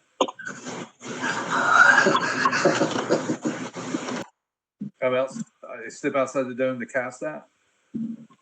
Yeah, I mean, you can cast it inside the dome. It won't. Yeah, but it won't get out. It won't project outside. Magic can't penetrate through the dome. Correct.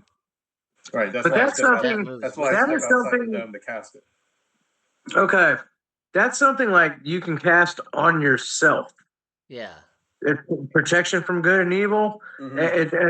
It's not a matter of it going through the dome. Even if I pass the dome myself, it will still stay with me. It should. Yeah. Okay. Yeah, there's Okay. no dispel effect. It's just that it Yeah, it doesn't dispel prevents people magic. from It's just sitting anything in there It that's and prevents firing out. magic Pass from through it. penetrating the. Okay. Like you ain't gonna magic missile inside or outside of the dome. Right. You know what I'm saying? All right. Well, Yeah. then that's what I'll do. You I'll can cast cast the healing protection of spells evil. and everything else inside the dome. It's not gonna. I'll cast that, and then I'm going to go outside the dome, and I'll go investigate to see if I can help. Because Okay, so you're my casting. distrust of what she says is overpowered by my desire to do good and not judge others, and unless they prove themselves to be evil. Okay, so what spell are you casting again now on yourself? Protection of good versus evil, or protection from. Hang on. Make sure you understand what that spell does Yeah. before you waste your spell slot on it. Por favor. So until this one creature you touch is protected against certain types of creature, aberrations, celestials, elementals, fays, fiends, and undead. The protection grants several benefits. The creatures those have disadvantage against you. The target cannot be charmed, frightened, or possessed by them. And if the target is already charmed, frightened, or possessed by the creature, the target has advantage on any new saving throws against irrelevant.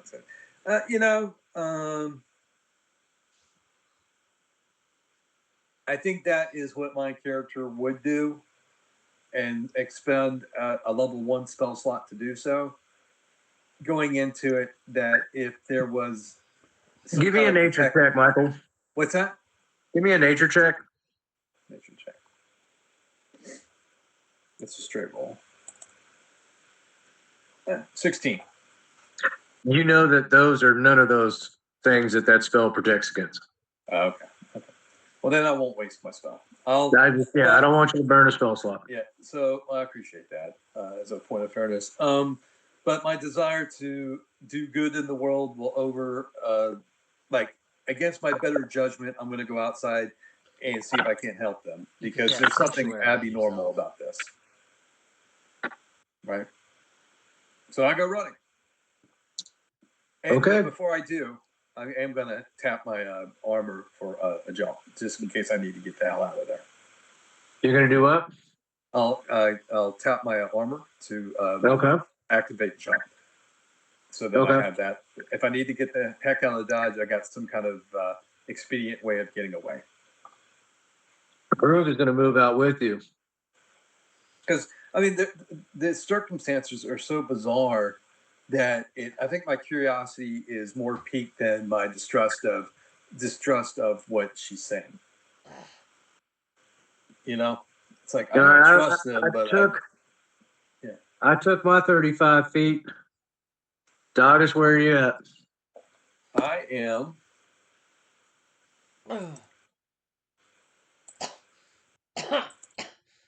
Well, I've got that jump thing, so I mean, it's like 1, 2, 3, 4, 5, 6, 7, 8, 9.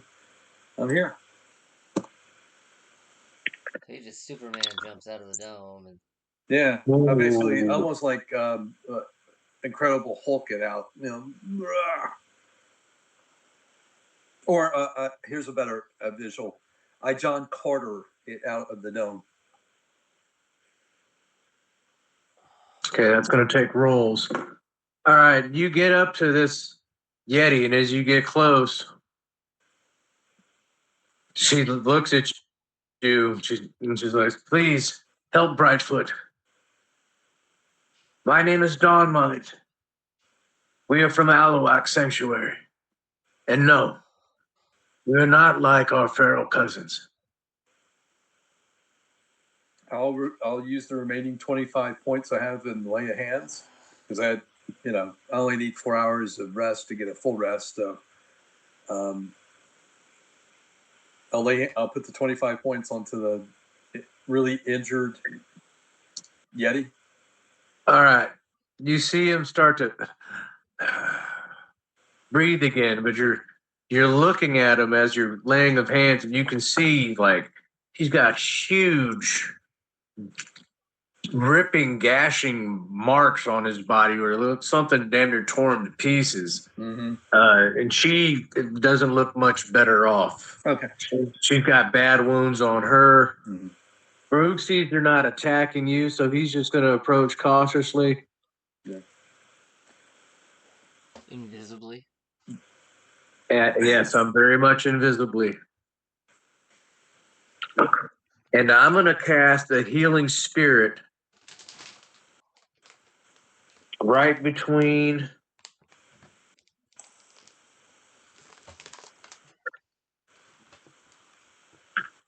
the two of them.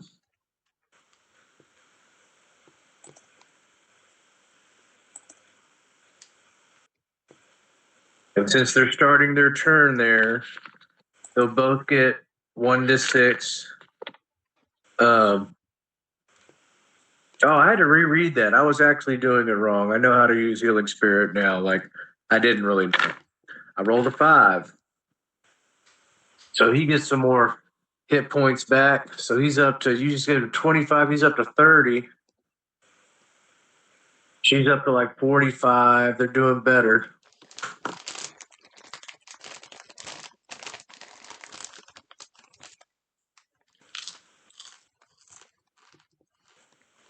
She says, "Thank you so much.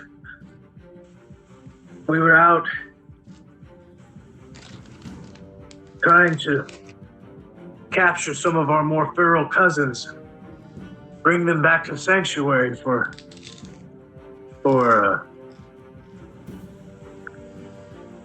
not redemption. What's the word I'm looking for? Re-education.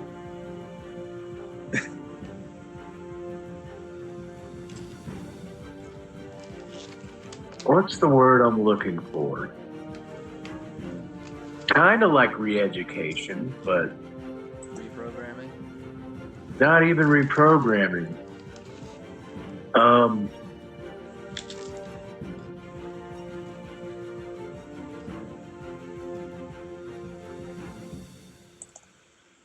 Damn, I hate it when I get foggy brain, man. I had this set up in my head earlier. I knew the perfect word she would use. Civilized them. That's in essence what's happening, but that wasn't the word. They're like evolving. Are they like evolving from feral to a talking civil, or like a civil? Like they're becoming civilized at this place? Yes.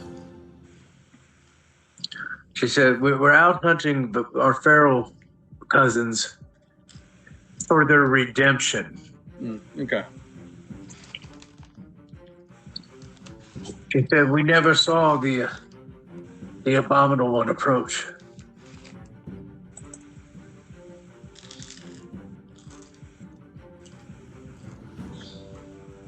I need you to make perception checks.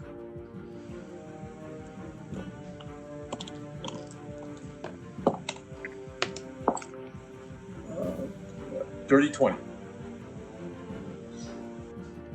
Okay, not going to do it. 19. Not going to do it. Goalie got a 5. I'm just Definitely playing not my gonna do it. That's all you need. That's it. You know me, I'm so perceptive.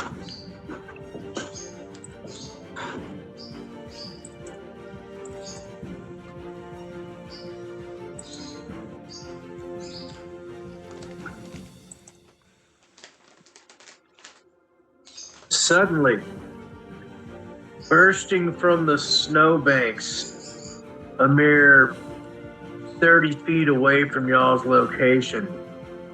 Not even that. Let me get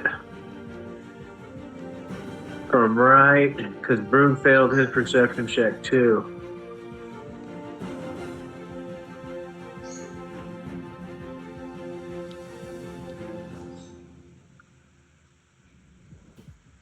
Perfect.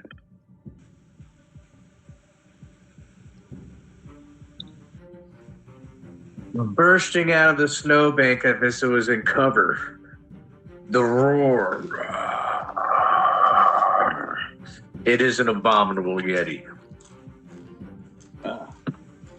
And with surprise, he is going to cold breath. Give me a 30-foot cone, por favor.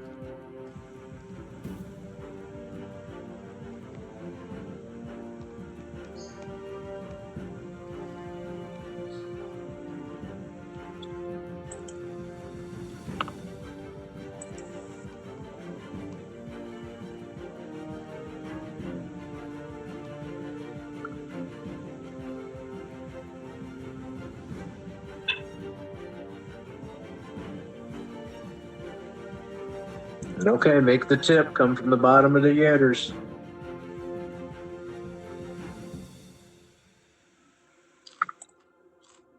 Okay, I'm gonna make them a little closer then. Basically, I want that whole group of people make saving throws.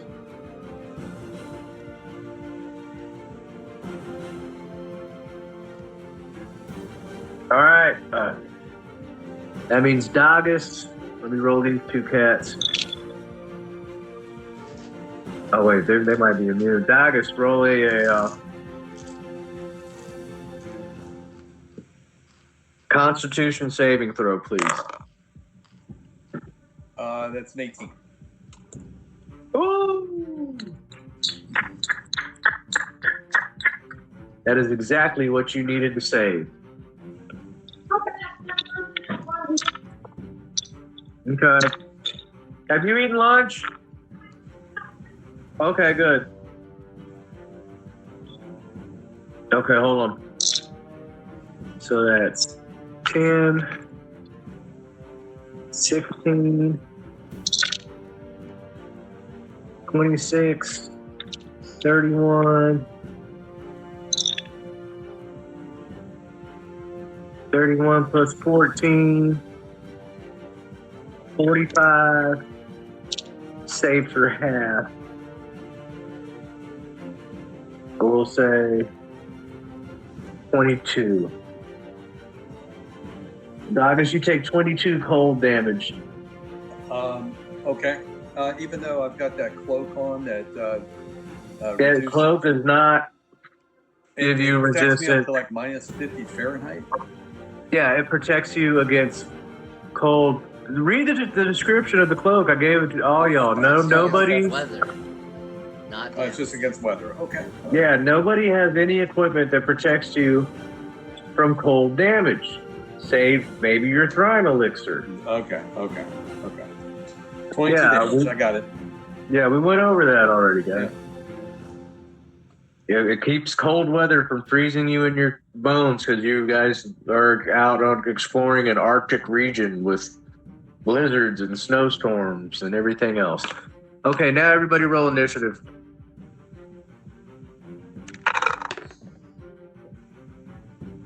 $13.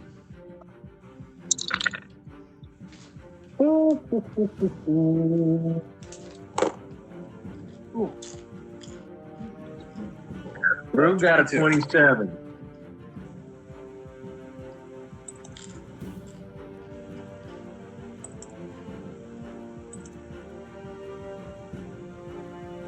Did you say 22, Mike? 22. Yep.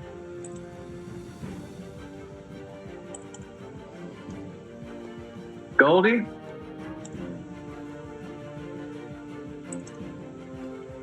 John? John, you're muted. A 5. I rolled a 3. So Zaya with a 13.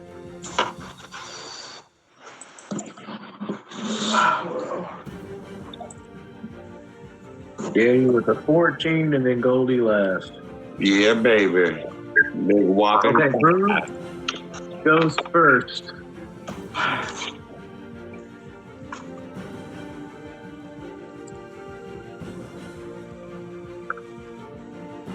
First round of combat, so I can, okay. Bonus action Hunter's Mark.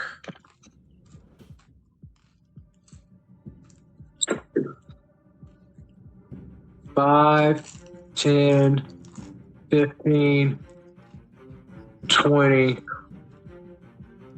25.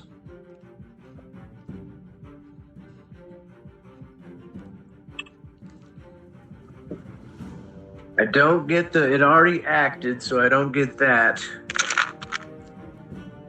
But I do get my Dread Ambusher attack.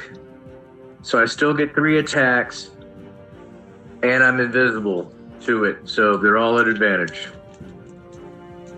Hunter's Mark, here we go. First attack. And that is the difference. That's 1 crit. That's 2 crits.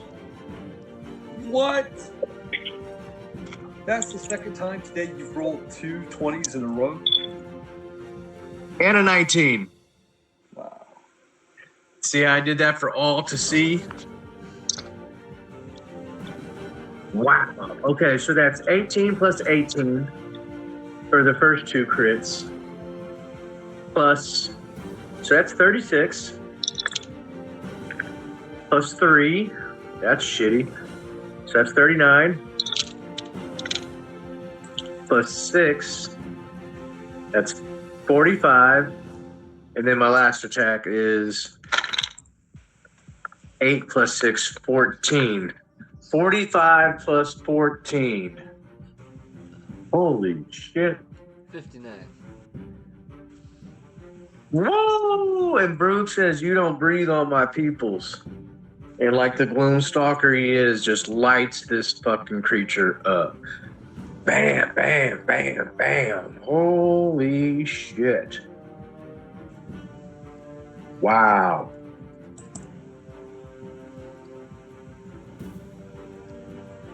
That was first round.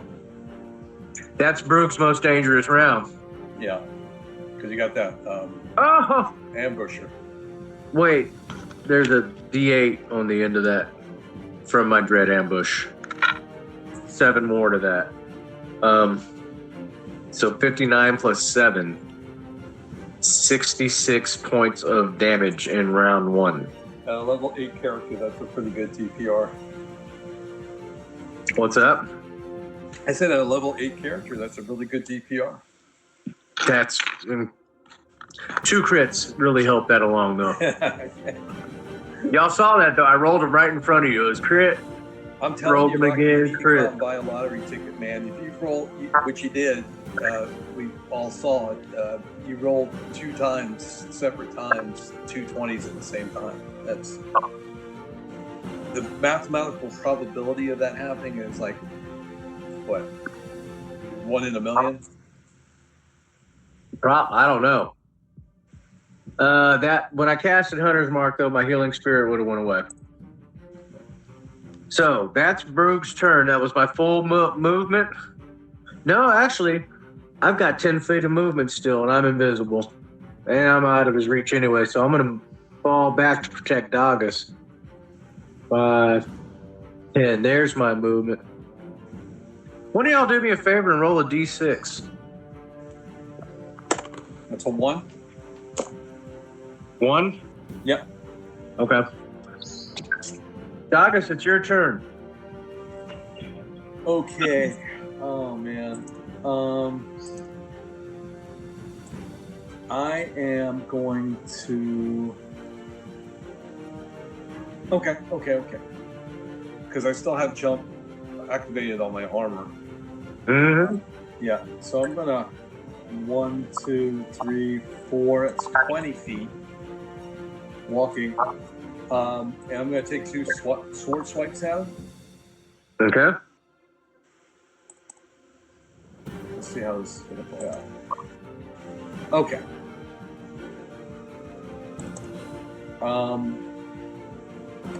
Okay. So here's the first melee attack, and that's going to be a 16 to hit. That's a hit. Okay. I'm going to expend out 1 spell, level 2 spell slot for Divine Smite. Okay. I had 2 left, and I haven't taken my rest yet. So, 1, 2, 3, 4,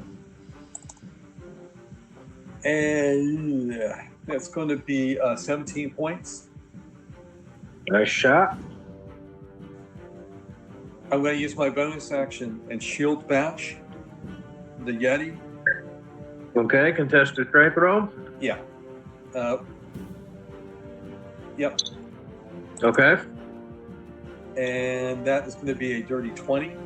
That's what I got. Dirty 20. Okay. Roll it again. Okay.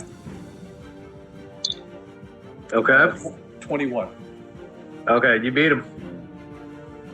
I put him down prone. Yep.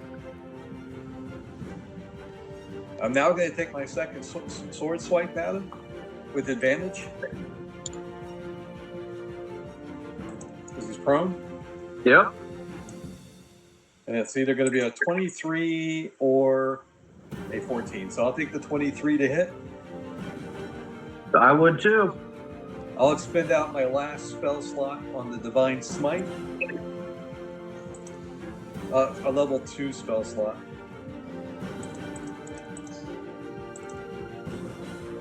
Oh, good roll.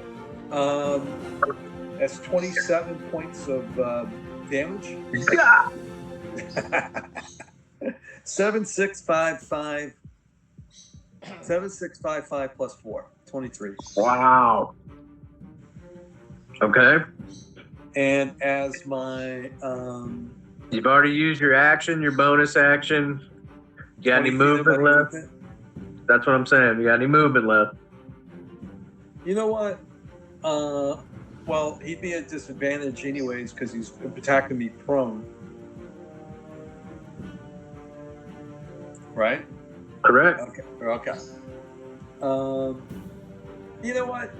I think I'm just going to stay put. I don't really. I'm at full health. I've got still my 13 points of temp haven't been used up yet. I don't think. Oh yeah, you're at 73, buddy. I'm at 73. You lost 22 from that cold breath. I'm sorry. Yeah. Okay. Yeah, that's right. Sorry. Yep. And I think I'll just stay put then. Okay. And is Brug near me? You don't know. You can imagine you saw something like that Yeti up. Because I just want to throw that. Anytime you guys are near me, you get a +3 to all your saving throws. Mm-hmm. For that. No. +2. It's based on charisma. Well, what's your charisma? 16. Your charisma's 16 now? That's correct. Because I added a point to it. For what? What's that? For what? For I thought you added your point to strength. I did for the feet, but I had let me get to this here. Let me see. Hang on. The amulet does not give you any bonuses to your charisma, Michael. We went over this. My base score is 15, and my total score, the modifier was for. Oh, I know. It's not the amulet. The amulet only helps with spell casting at DC. Mm-hmm. I say, unless you use that point from your feet to go to charisma and not strength, which you've already played it as strength. I think I played around with it. You're right. So it's +2. You're right. It's +2. Okay. So, but yes, that's a +2 to saves. Correct. Yeah. Okay. I don't know where that +1 came from. All right. So it's going to use 15 feet to stand. It's going to move 5, 10.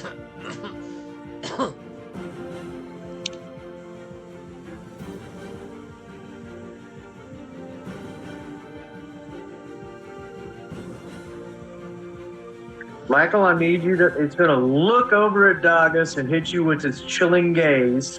Okay. I need you to make a Constitution saving throw. Constitution saving throw. Gotcha. Okay. Oh, God. It's stuck on 1 and then rolled to the 19. It's going to be a 23 to save. You are immune from its chilling gaze for 1 hour. And then it's going to attack at you, and then an attack at the wounded other Yeti that he wants to kill anyway.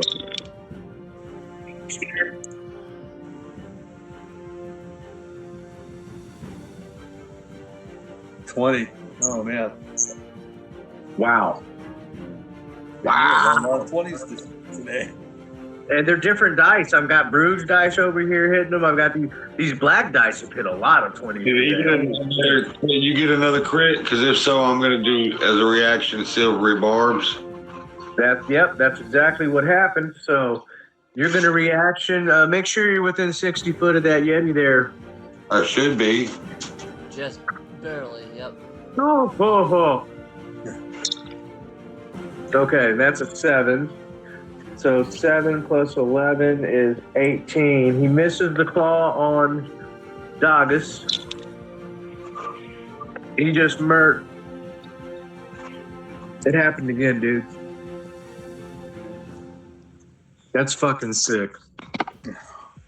He killed this Yeti on the ground, turns around, and he swings at Dagus, and Dagus, that silvery barbs quivers his palm just enough to miss Dagus, and he spins back around and splits the spine open on that other Yeti, and he just wails out, ah! and Dawn Mind screams, nah! As her friend dies. It's just horrible. Who are you giving advantage to, John? I'm going to give it to Dagus right now. He's the one standing right in front of him. Okay. Zaya, it's your turn. And is that going to break the... Oh, Oh! you can't silvery barbs. You're inside. You sure cannot. Right, I'm in the hut. That's right. Back up. Back up. Get my spell shot back. No, you can. 4d6. You spent the spell slot because you attempted it. But. That's 24. Yeah. Yep, 24 plus 7. 24 plus 7. Yeah, come on. 31. And then with whatever this is. Thank God I rolled shitty. 2, 4, 6, and a 3, 9. So 40. Dogus, Mm-hmm. that crit did hit you for 40 slashing and cold damage combined. Okay. And then it turned and split and killed that Yeti the same way. Does that put Nasty me at McMasterson. 32 now? Is that right? I have you at 33. Oh, 33? Okay. Mm-hmm. Goldie, you tried to say that was the reaction. It did not work. Zaya, it is your turn. Yep. I run outside the tent and Eldritch Blast. All right, roll an attack. Does a 19 hit? 19 does hit.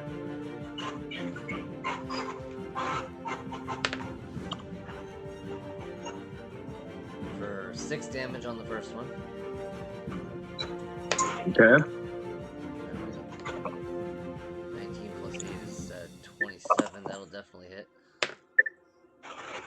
Jesus. For 7 more damage. Are you using your agonizing blast at all? Yeah. Yeah? Okay. Yeah, I rolled shitty. I rolled a 1 on the first one and a 2 on the second one. It happens, man. It happens. Granted. Okay. Anything else? Nope. And I'm gonna move back inside the tent.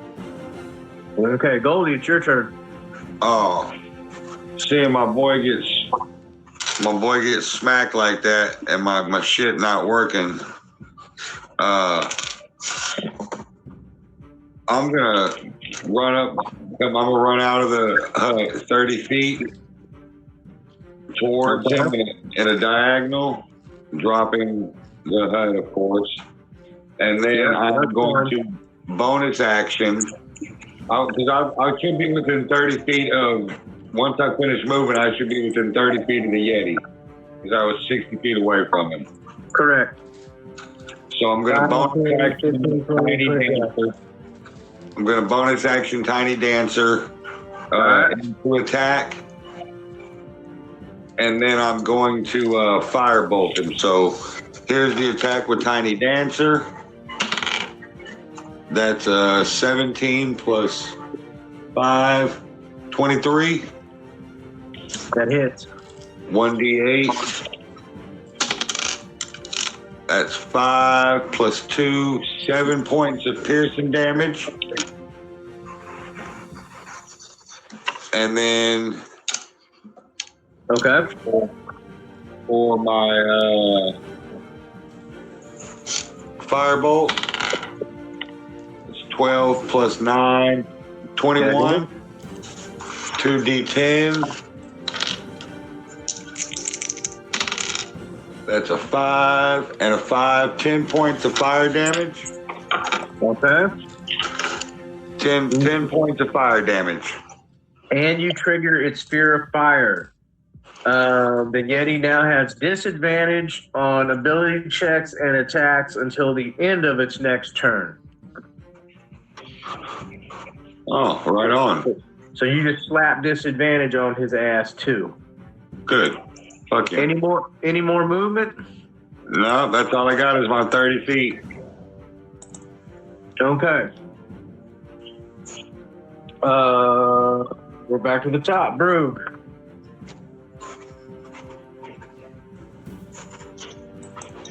I've got one left.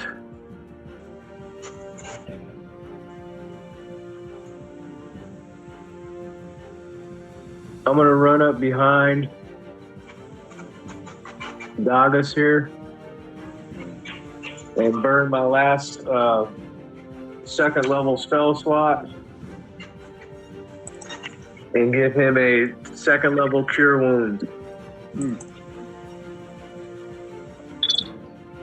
And I rolled pretty good. 7 and 5 is 12 plus my wisdom modifier 3. That's 15 hit points back. Would I be able to use my inspiration to add to that? Or is it only things that I do that I can add inspiration to?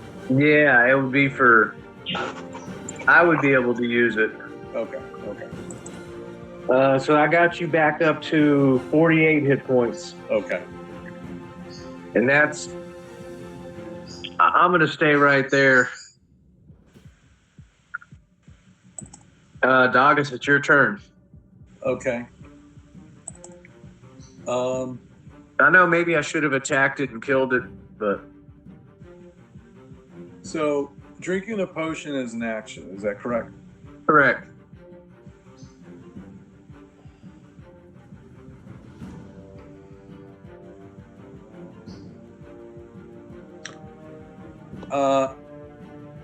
I am going to go ahead and see. I've already used my lay of hands. You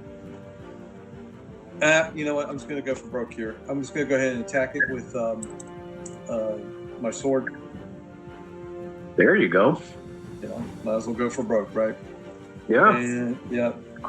And so the first swipe is a 25 to hit. That hits. I'll expend out one level 1 slot for a divine smite. Okay.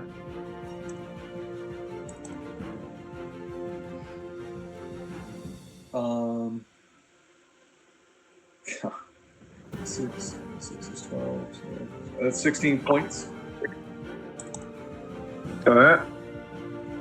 On the second swipe is a 15 to hit. That also hits. I'll expend out a level 1 spell slot. Leaves me 2 for a divine smite. Okay.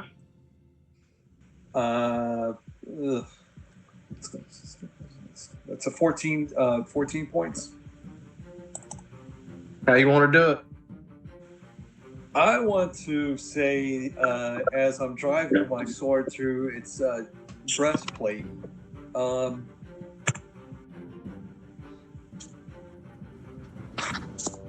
you go. I say this: take a swipe at your own kind is uncouth, but it is really uncouth. So much so that I would say that's pretty cool. And I drive my sword through it.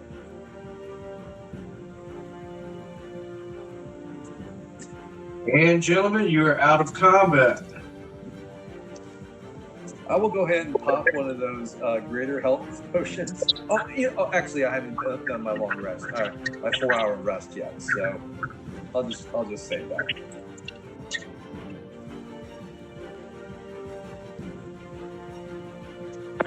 Oh, the word I was looking for earlier that would not come to mind.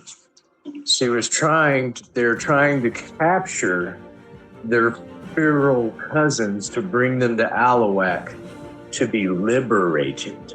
Liberated. Okay. Not So redeemed. is that to assume that they were originally sentient beings and that they were forced into a life of feralness? Well, if you have this conversation with her, Yeah.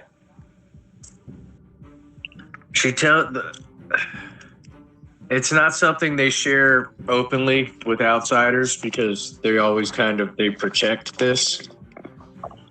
All right, well, everybody, can I do another ritual Liamon's tiny hut while everybody's talking about this?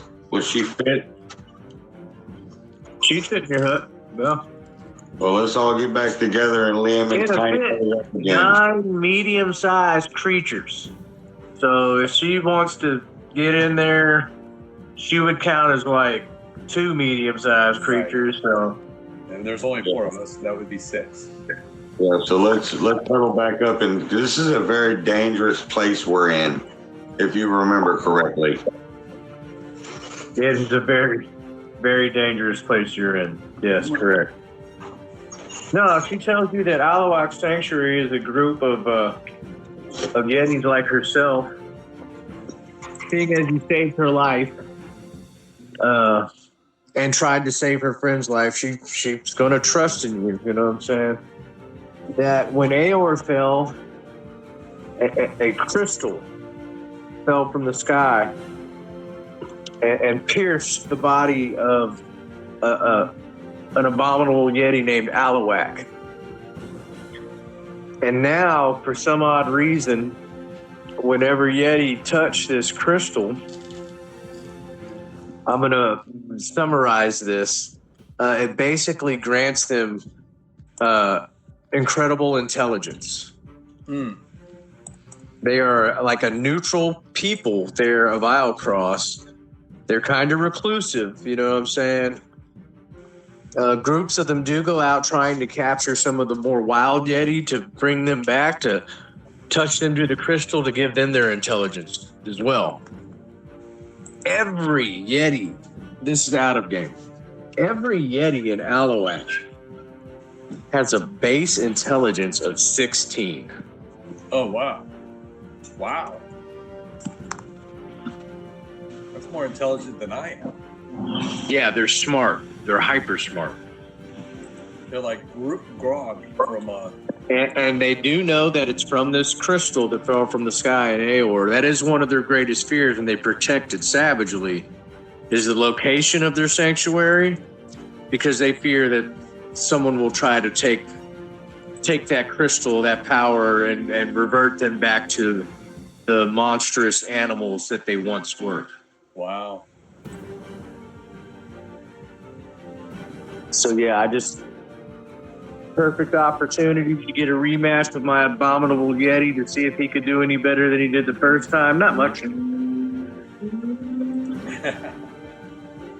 he got a couple swipes in, and you read it.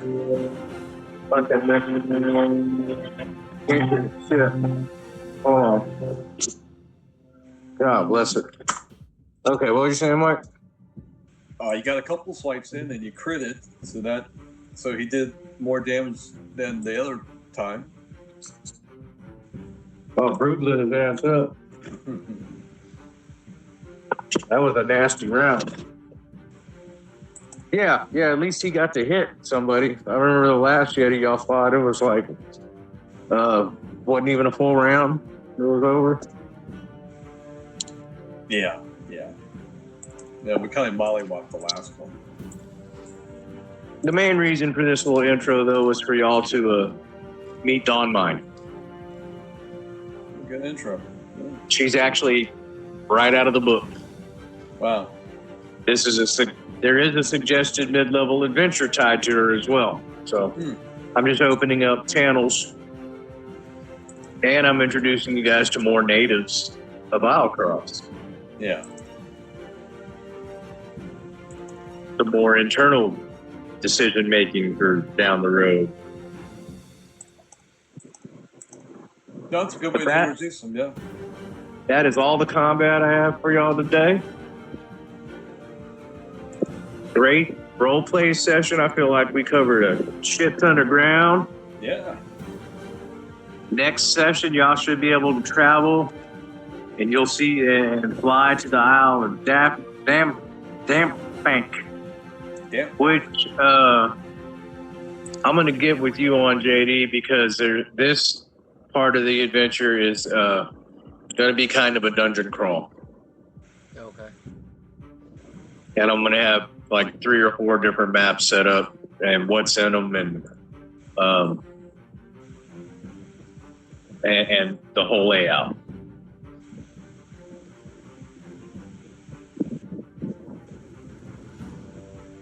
Oh man, good set, guys.